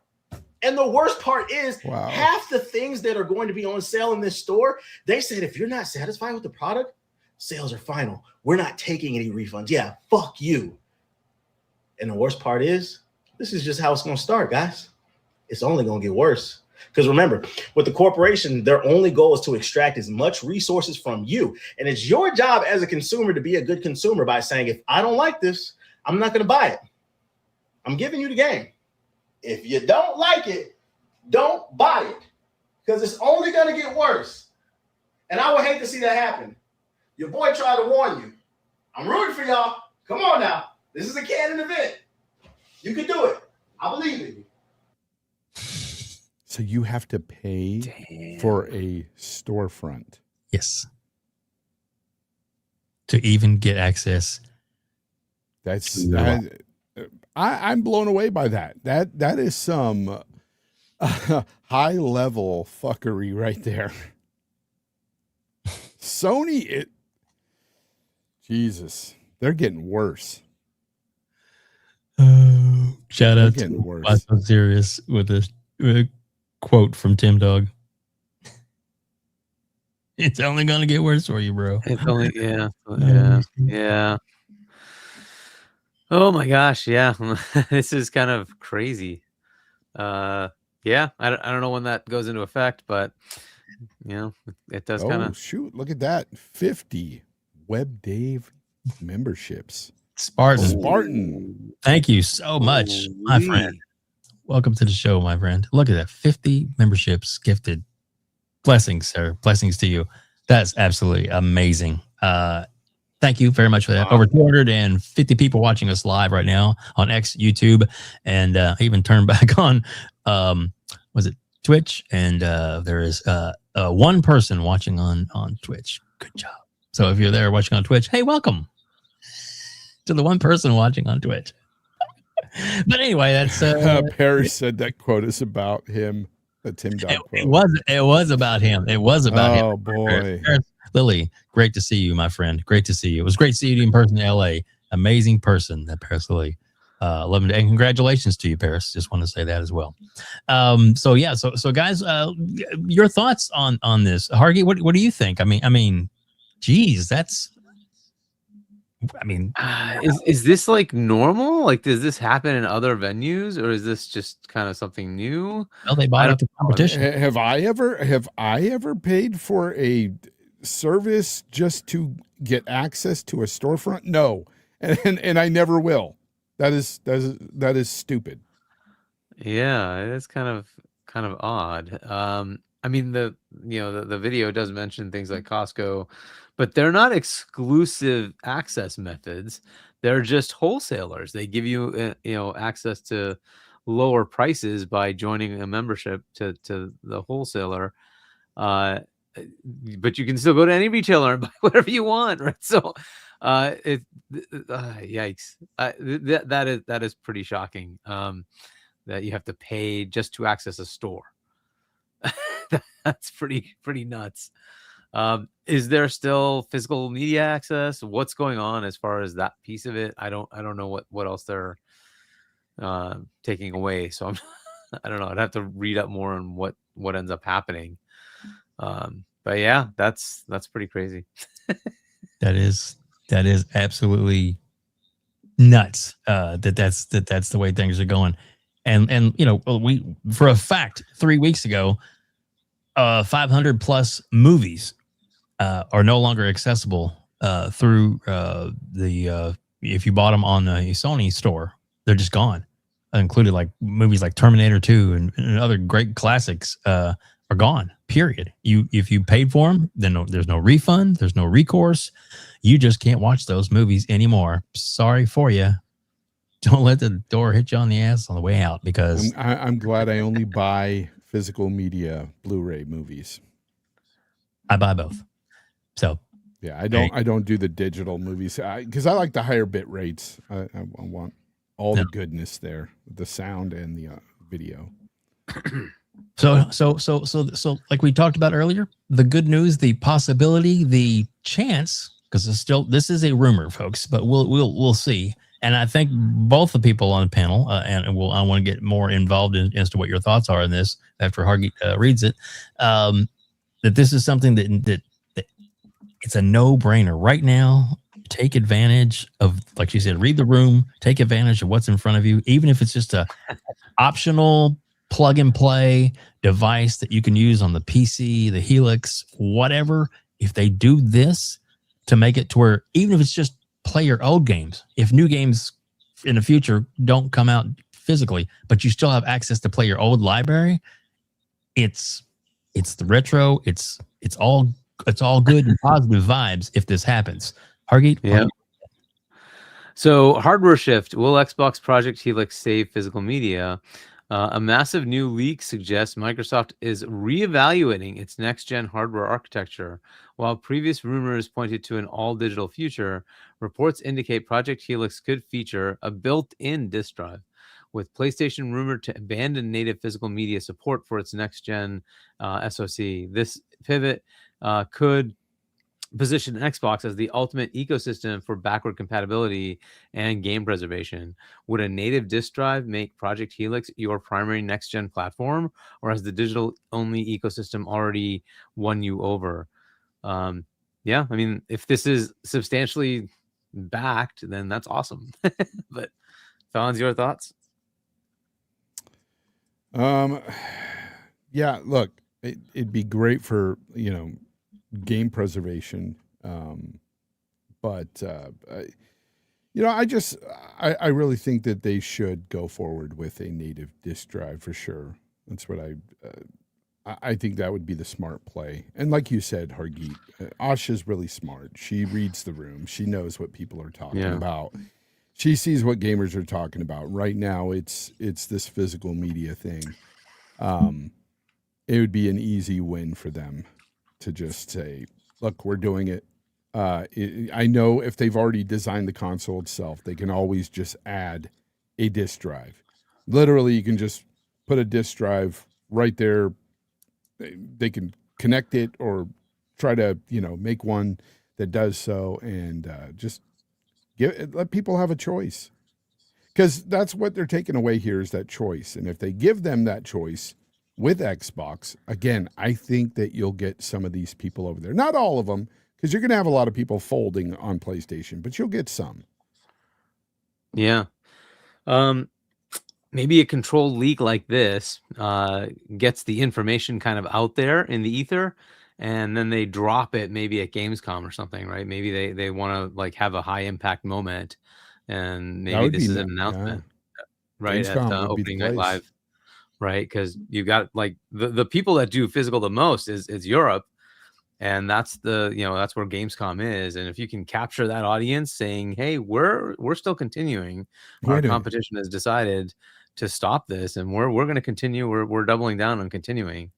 And we will, I think they should also add an accessory drive and allow Series S to be able to do physical, because that is the perfect way to get people into your ecosystem, right? So trade in your PlayStation, or just keep it whatever, but buy the lowest tier, Xbox Series S, and we'll give you an external drive, and you can trade in your PlayStation physical games for equivalent Xbox physical games, and have fun, and you got your library. And we, by the way, support our backwards compatibility, so you can get original Xbox games, 360 games, Xbox One, Xbox Series games, all physical if you like, and digitally if you want as well. And plus they have that positron, if they have Project Positron, where you can get digital entitlements on top of having the physical game. That's fantastic. It's like it's a double whammy win. Like, why not try it? You know what? To Team Leader's point here, he says, Fonz, you mainly play on PC. Why would someone like you buy a Helix? Or would someone like you buy a Helix? Look, good question. For me, I think I don't play on PC because I am beholden to, say, Steam or any platform on PC, because I'm not. I'm not a Steam whore. I don't just like, oh, it has to be on Steam for me to play it. I'm not playing it on anything else. I'm not one of those guys. Now, I play on PC because it's the most powerful thing I have. And of course, the games just, they perform better there.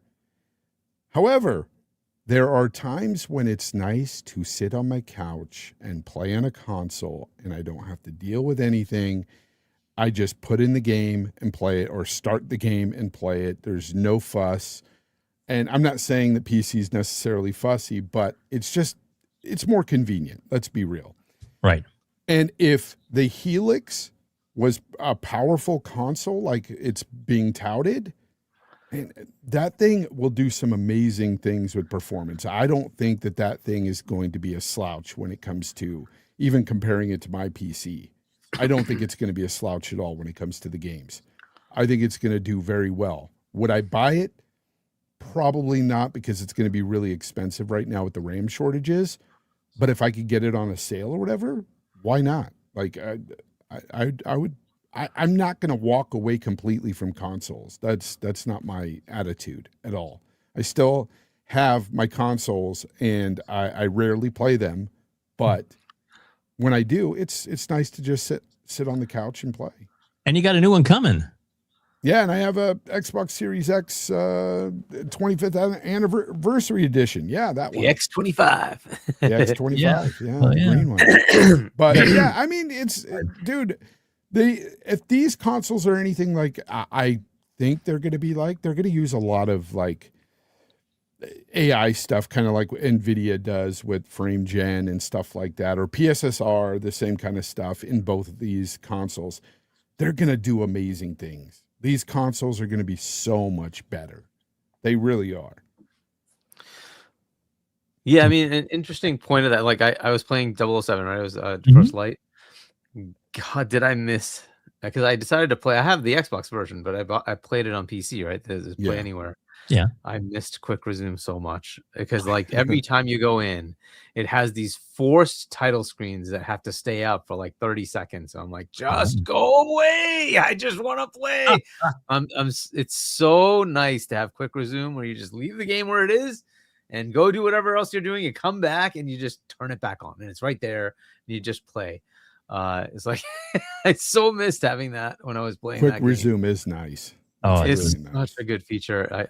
I don't know if they're going to bring that to PC or not, if they're trying to get it to work somehow, but man, like that is, so that would be my reason to go Helix, is if it gives me my performance that I have here with that, because now I don't have to deal with any of the headaches. Like it's just play the game. And that's the thing, Hargeet, because for resume. me, yes, the visuals and everything are really nice when you have path tracing and that sort of stuff, but it cuts down on that performance. And I really love the performance aspect. I like the higher frame rates. And I'm sure you'll be able to get that with a Helix.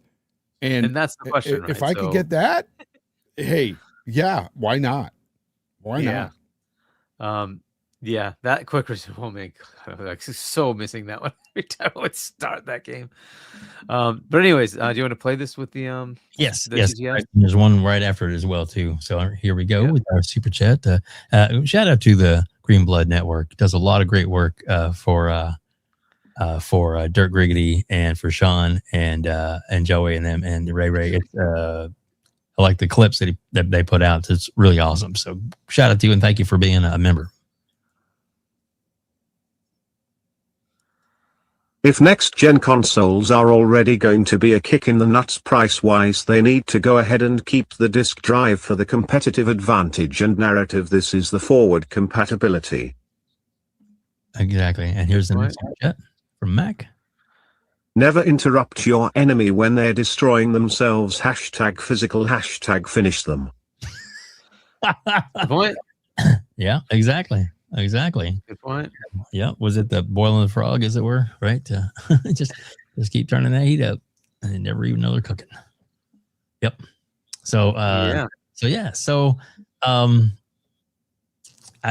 do you want to go next, or anybody else got any comments on this current topic? Or are we ready to wrap things up? Where would you like to go, my friend? I think there's a few more things we could talk about. More, yeah. There's definitely plenty more. I just let's see here. Yeah. As far as the disk drive, I don't know if did I actually talk about this yet. I don't know Go for it. But yeah, so if the disk drive thing is happening, it's a very potentially very big L as far as the community is concerned. I don't know if it drives a lot of adoption or not, or out of spite would enough people say, screw you, Sony, I'm going over there because they're supporting the thing that I like.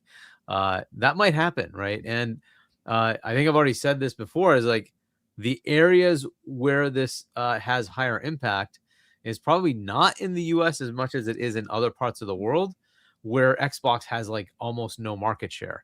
And this could be the driver that says, hey, retail store, you can continue to support the platform that is going to shut you down, or you can support the platform that's going to continue to give you physical, discs and games in your store that you can keep selling. Which one do you want to promote, right? And so Nintendo will continue to keep selling physical stuff, right? They still have their carts, or the key card thing. They still have that. And then if Xbox also joins in, you have these two platforms as options that retailers might decide, hey, we're going to try to focus on them because they're keeping us in business, right? And the community wants physical games going forward.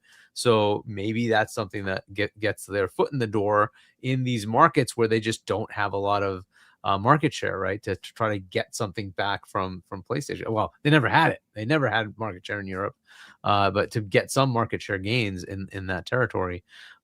Same in like countries like in Africa, other parts of Asia.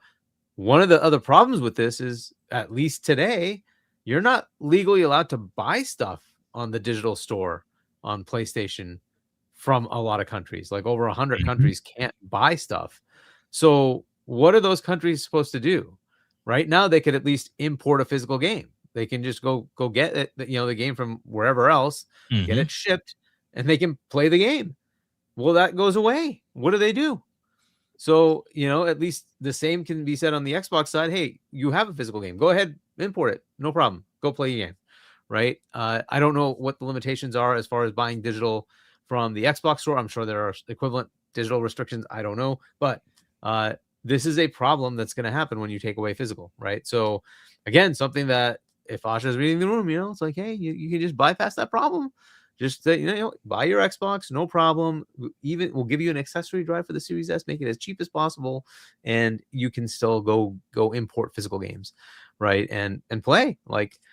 So it's just multifaceted and interesting, like how this is going to impact so many other areas, and where Xbox could just kind of try to get a little foothold in all those areas where PlayStation is just kind of pulling out. It's like, okay, fair enough, will not, right? We can go ahead and give it to you.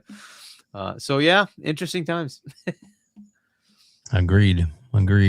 Oh, we got another super chat, and then we'll bring up the next article. The next thing, yeah. Let me. Okay, you got that up. Let me play it for us real quick. Helix plus disk drive plus project positron equals EZW. The resell market and GameStop would boom. I hope the positron rumors are true and works flawlessly. Yeah. Agreed. You know what? Before I go to that article, I'm gonna pull it over to the side. Let me. Oops, shit! I pulled it right out of the thing. All right, let me do this.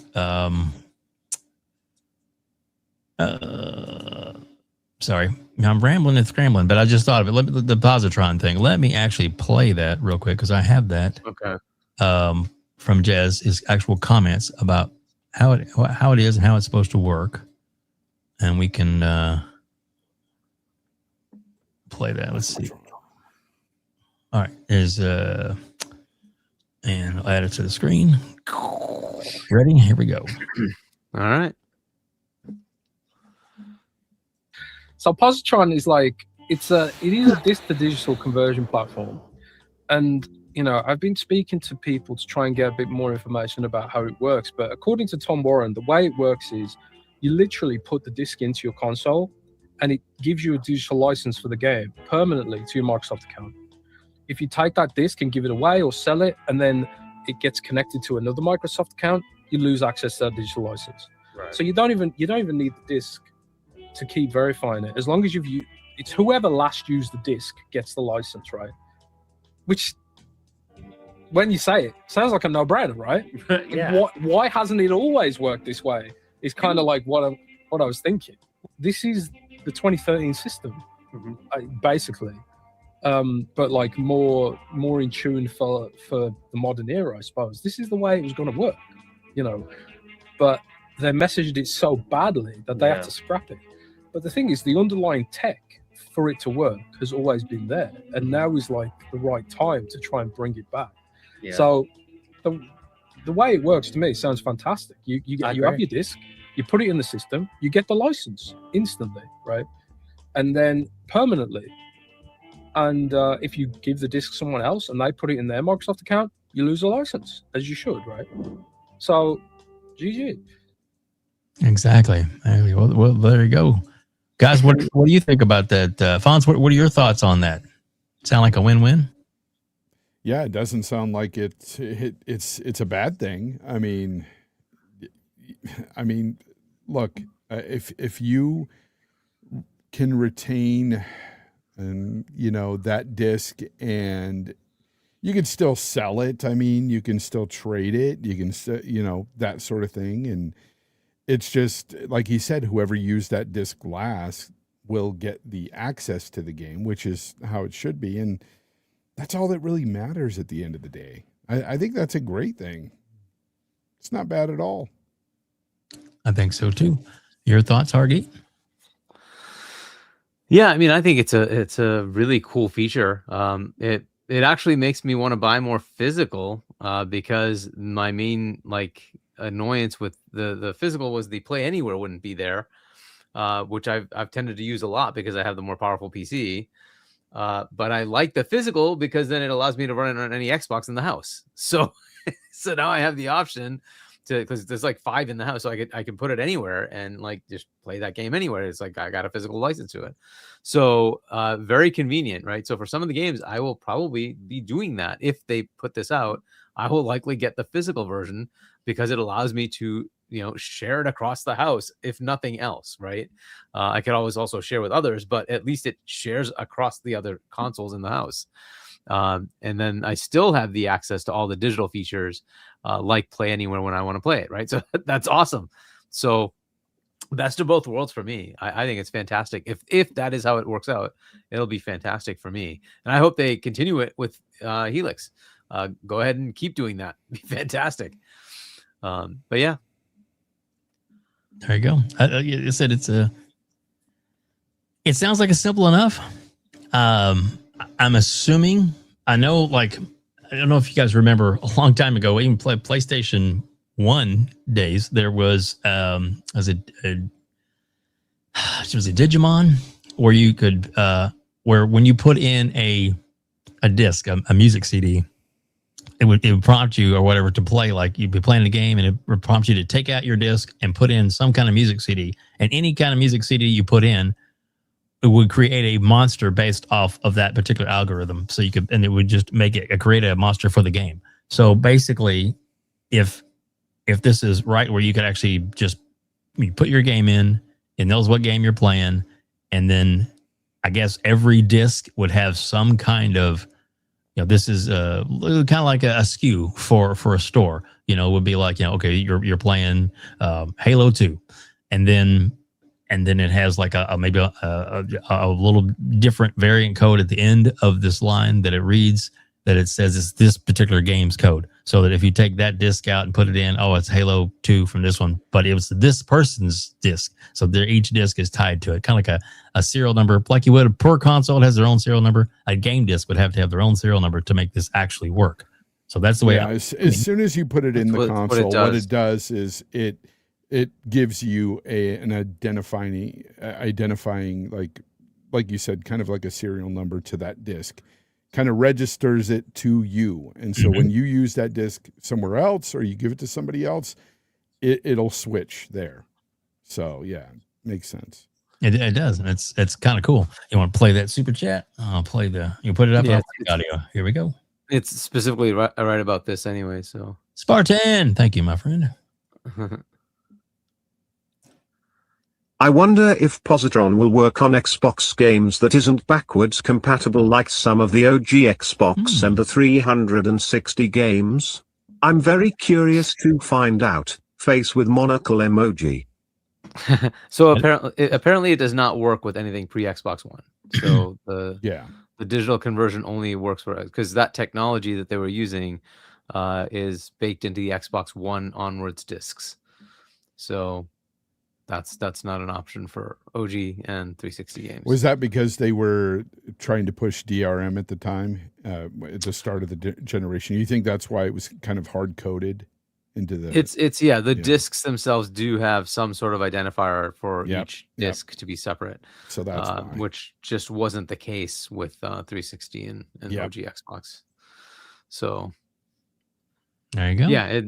If they had messaged, like Jez was saying, if they had messaged this better, people might have actually liked it, right? So, and maybe the way it was going to work has evolved, right? Yeah.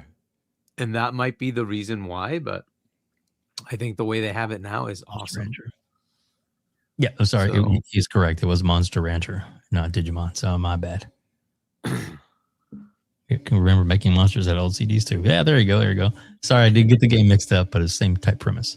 So yeah, cool. I just miss the old OG Xbox days where you could just listen to your own soundtrack within the game and still have the game sounds and stuff. That was freaking fantastic.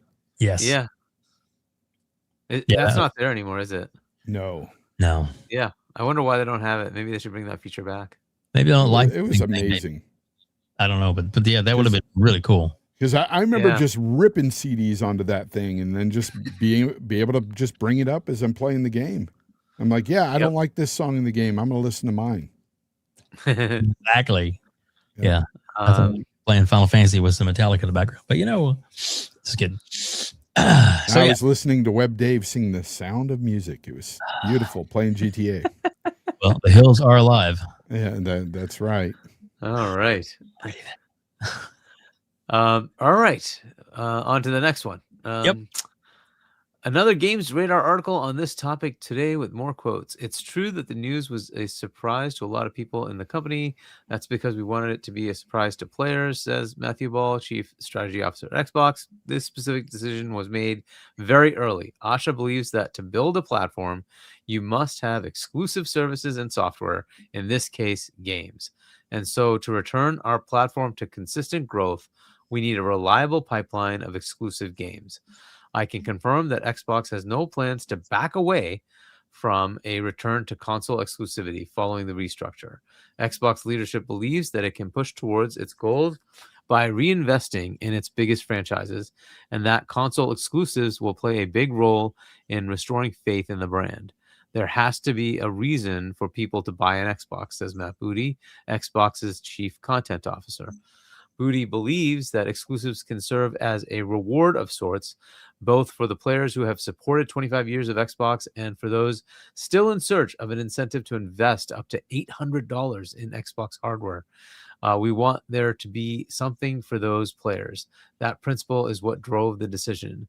Chief Strategy Officer Matthew Ball tells me that E-Day and Clockwork are not timed exclusives, but permanent ones, and that Xbox has no plans to change course here.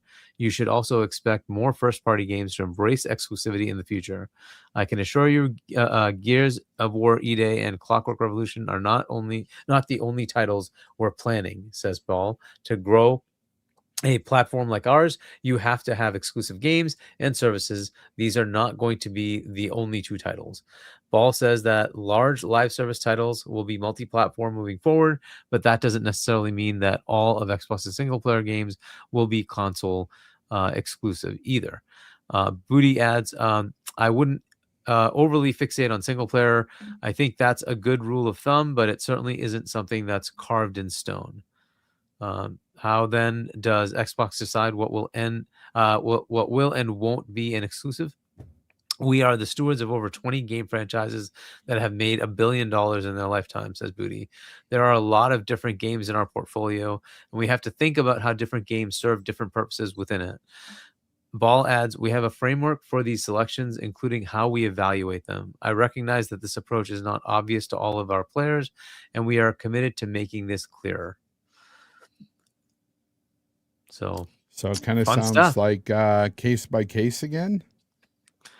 Pretty much, right? And here's the thing, though. Just to put it in perspective, I think, and I'm just spitballing here, but what if some of this is just like, hey, there are games that have already been put on other platforms before, and those might be going, like case in point, the remasters of New Vegas and Fallout 3.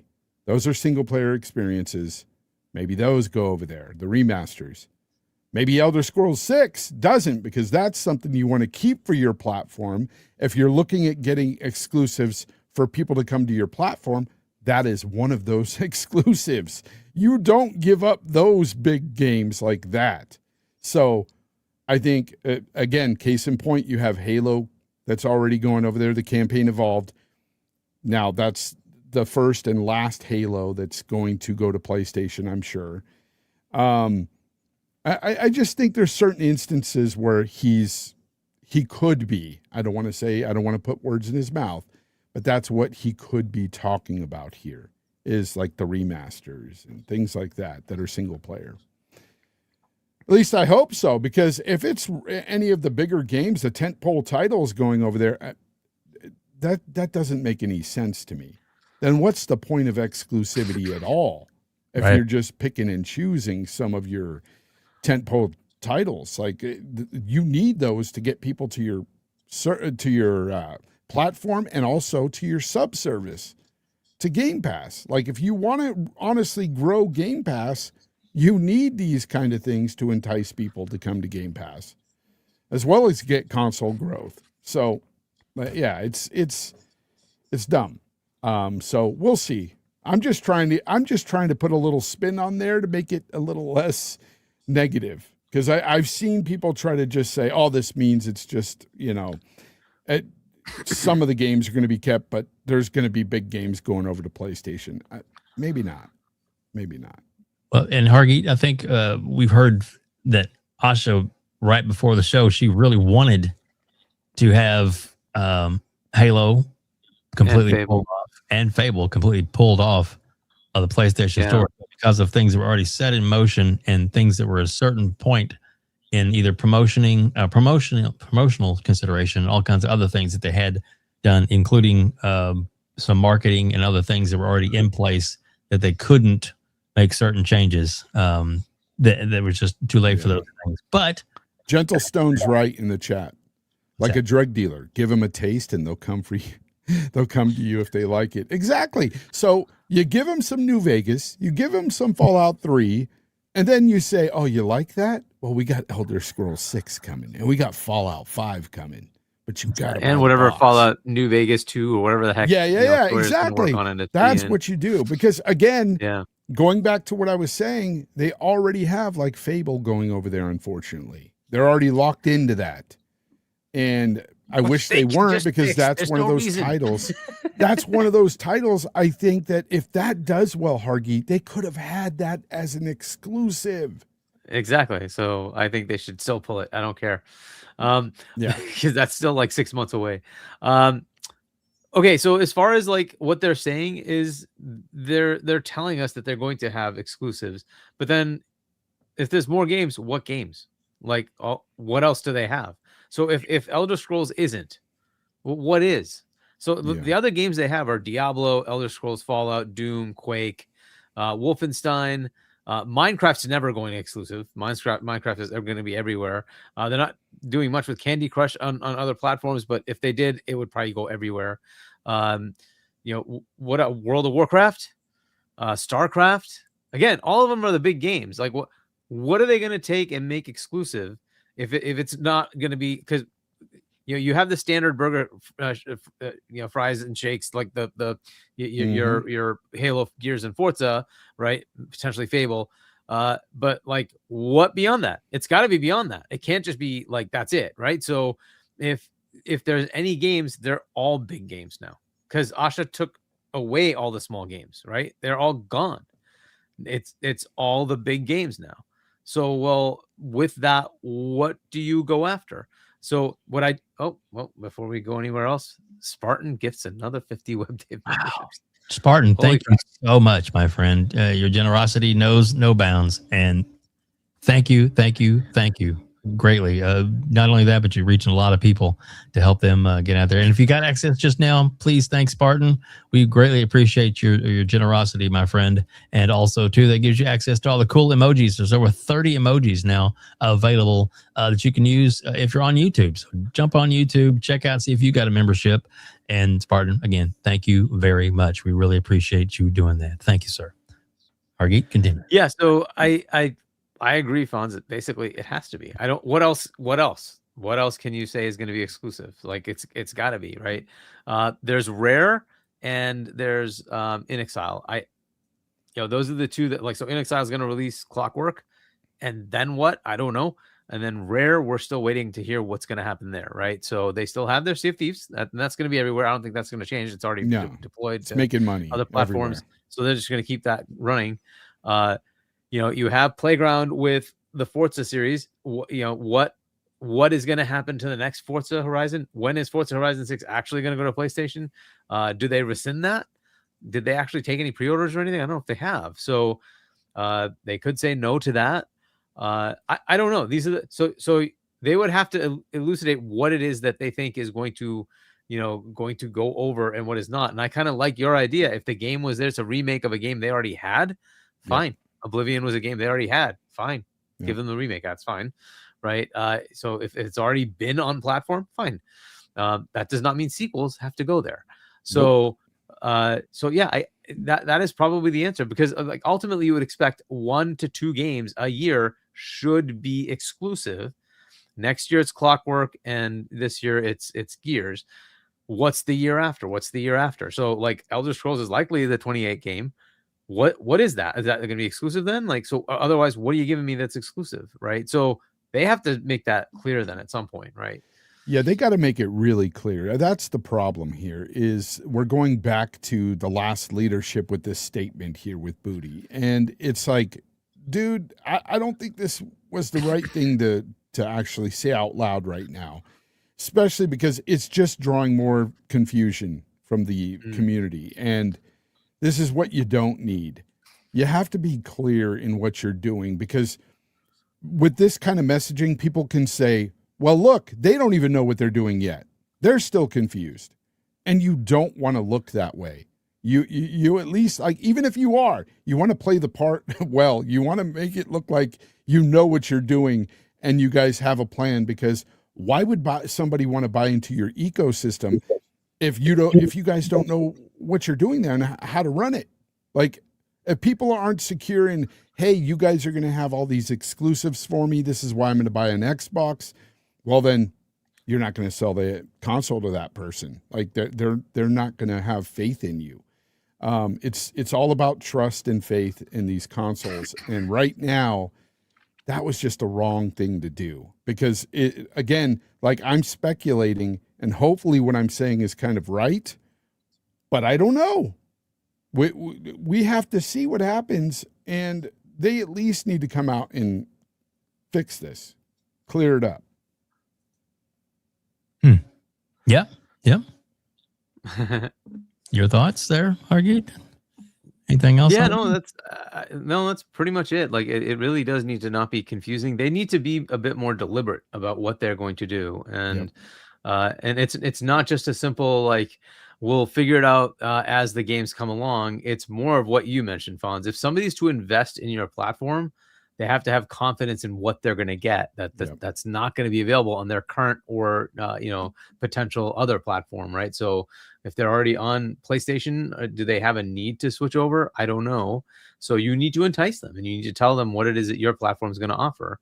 So they need to work through that. Because how right now they've got people, you know how, like, I always talk about, like, there's a lot of Game Pass folks that'll say, I'll wait for it to come to Game Pass. Well, you got the same type of people on PlayStation that are saying, oh, no, they'll go back on the exclusive thing. I'll wait for those games to come to PlayStation. You have to make sure you stand strong and say, that is never coming to your platform. If you really want to play this game, come and buy the box. That's all I'm saying. Yep. Apparently, Serve wants that 3 more characters for the gamer tags. Nice.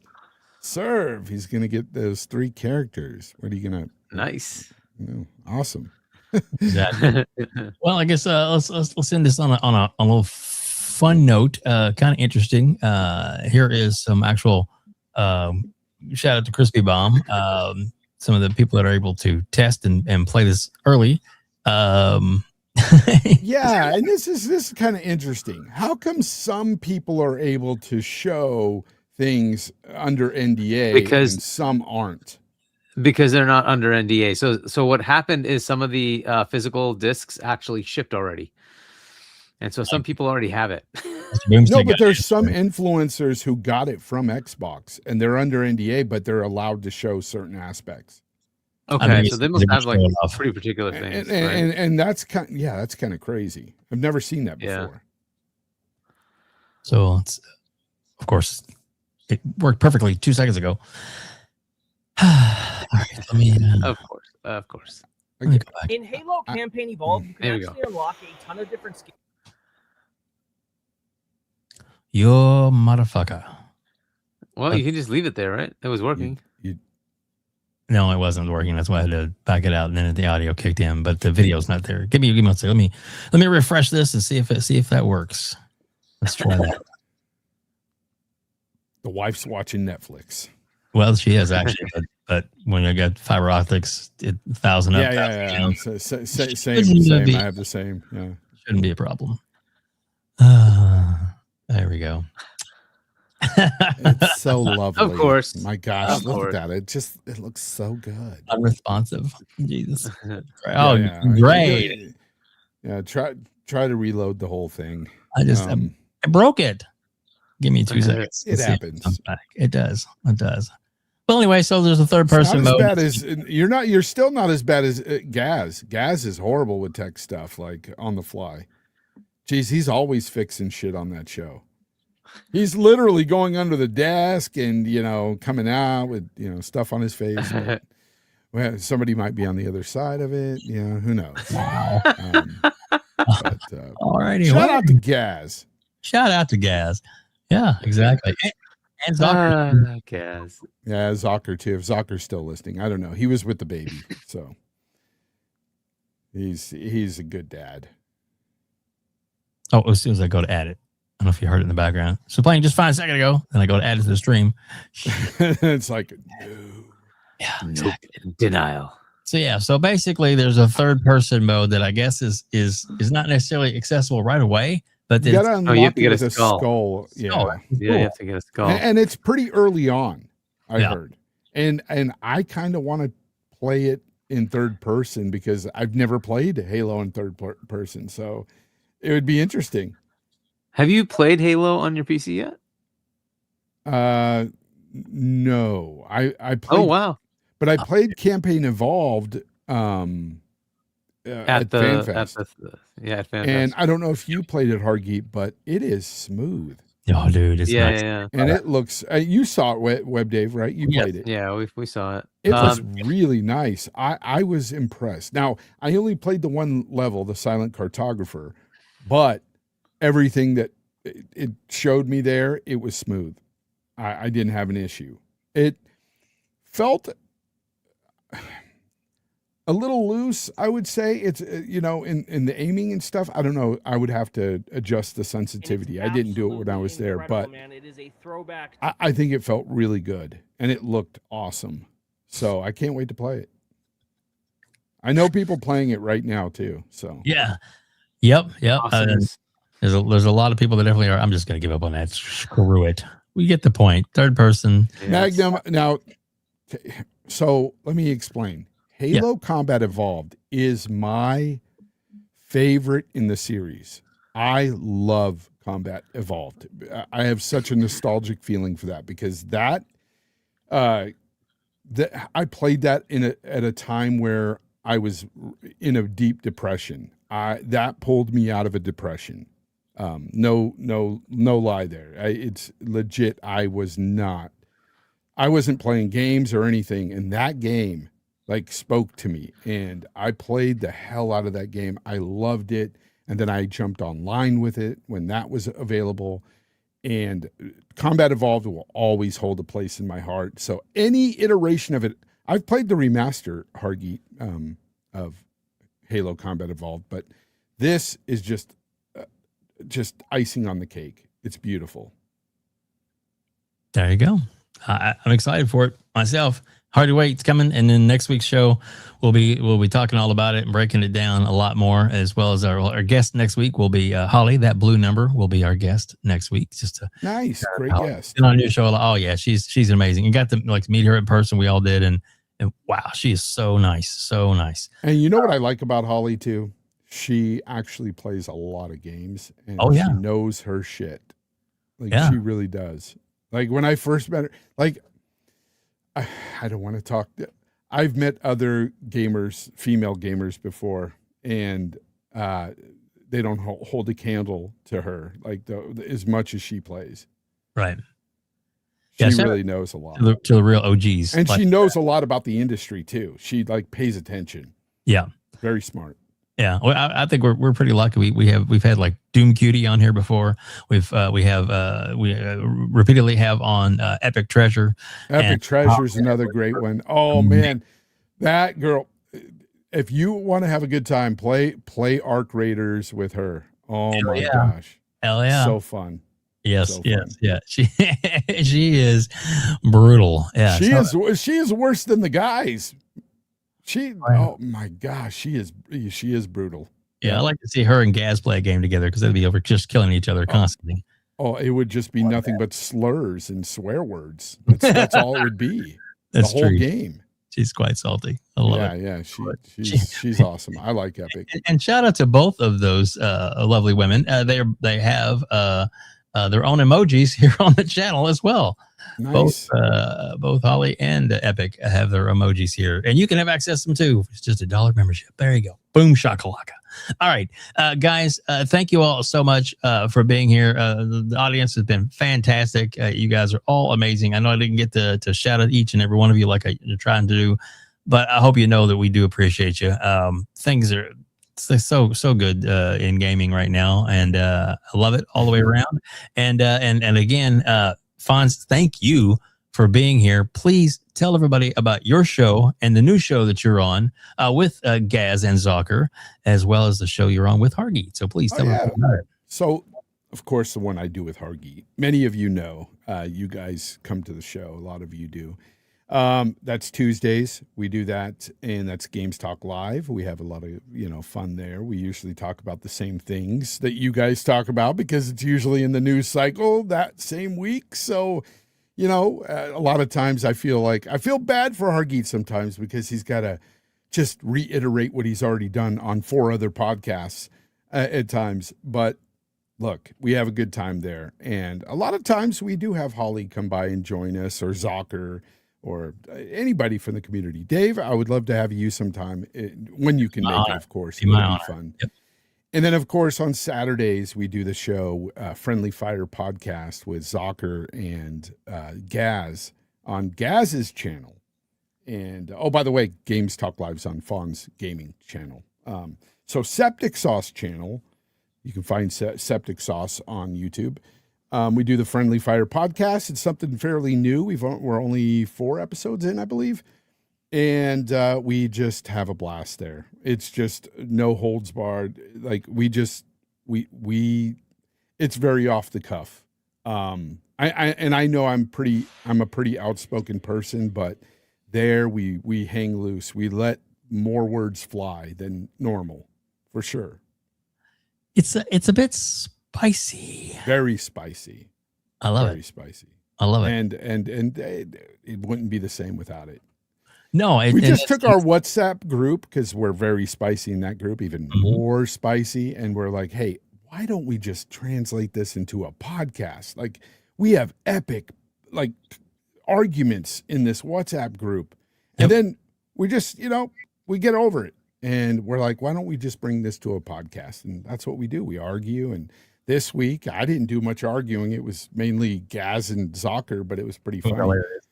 But I love it. It's another great show, dude. I love it myself. I think you guys do a fantastic job.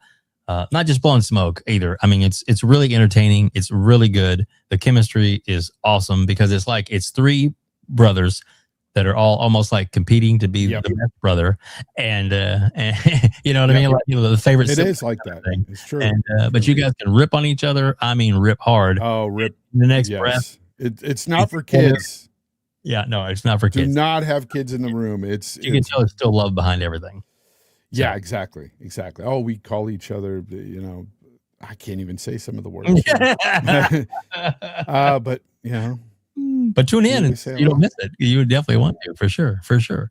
Again, Fonz, thank you so much for being here. I love having you on. Hopefully you'll be back again someday. We'd love to have you back on in the future. For sure, brother. So I try not to abuse my guests. Sometimes it feels like I'm doing that to people, and I don't try to. It's just that, we love the input in the community and all the different people's opinions and stuff. So again, thank you for being on today. It's been great having you. Hargeet Chani, would you like to show up? Let's see, we get to the merch store first. Let's do that. Sure. So we got my merch store, which is shop.chani.us. If you want to pick up something from there with my book, or maybe even make Xbox great again, pick it up.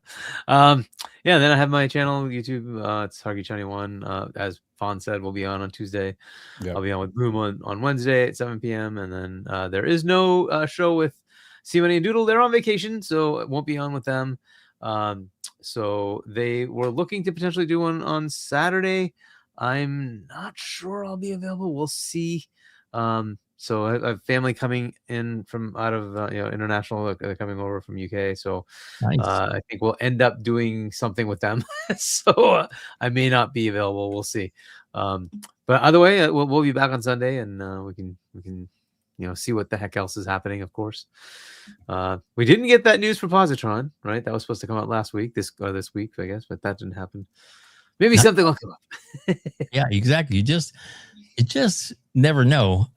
So again, thank you to everybody for watching. Thank you to Lotus, to Spartan, and to everybody else that gave gifted memberships today. We appreciate that, and the super chats. We appreciate those as well. Those do mean a lot. And thanks again for the community that sticks with us week after week. And we'll be back, like I said, next week. We're gonna have Holly, that blue number, will be our guest with me and Hargeet. It's gonna be a good one. We're gonna be breaking down a lot of the Halo stuff, and I promise the footage I'll have next week will be not skipping. It'll work. Promise. So yeah. From people that can talk, we'll be breaking down some of the articles and stuff, because by that time some reviews will be out early and all that kind of good stuff. And we are going to send you over to Hugh. His name is Hugh, and he definitely he plays playing Arc Raiders right now. He is a hell of a member of the Arc Raiders community. I'm just going to send you over to him if you get a chance to watch him. If you need to know how to play or how to be he was a big PvP player when it started. Now he's a big PvE player, but he can stand his own, and he has a really good walkthrough on Stellamanus. If you've played the game, you know how hard that is. But he has actual walkthrough the whole level. It's supposed to be an hour breakdown of how to get from one place to the other, and the best. Some other good tricks and stuff you can learn if you like Arc Raiders. I definitely strongly recommend you go check out Hugh. And like I said, we're sending you over to him. And if you do jump over and stay and watch a few minutes, let him know that he got rated by the Gamers Council.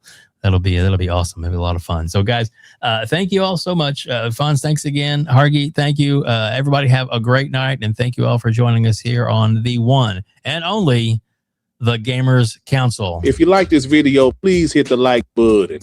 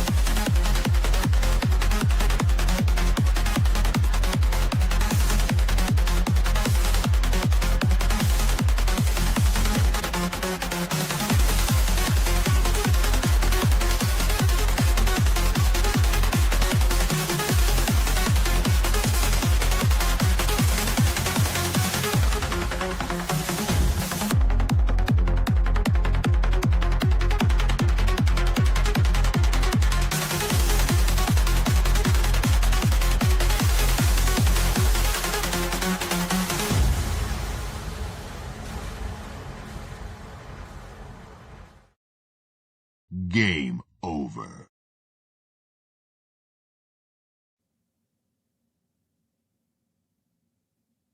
Oh no! What happened? Oh no! How terrible! That's just awful! How terrible! Oh no!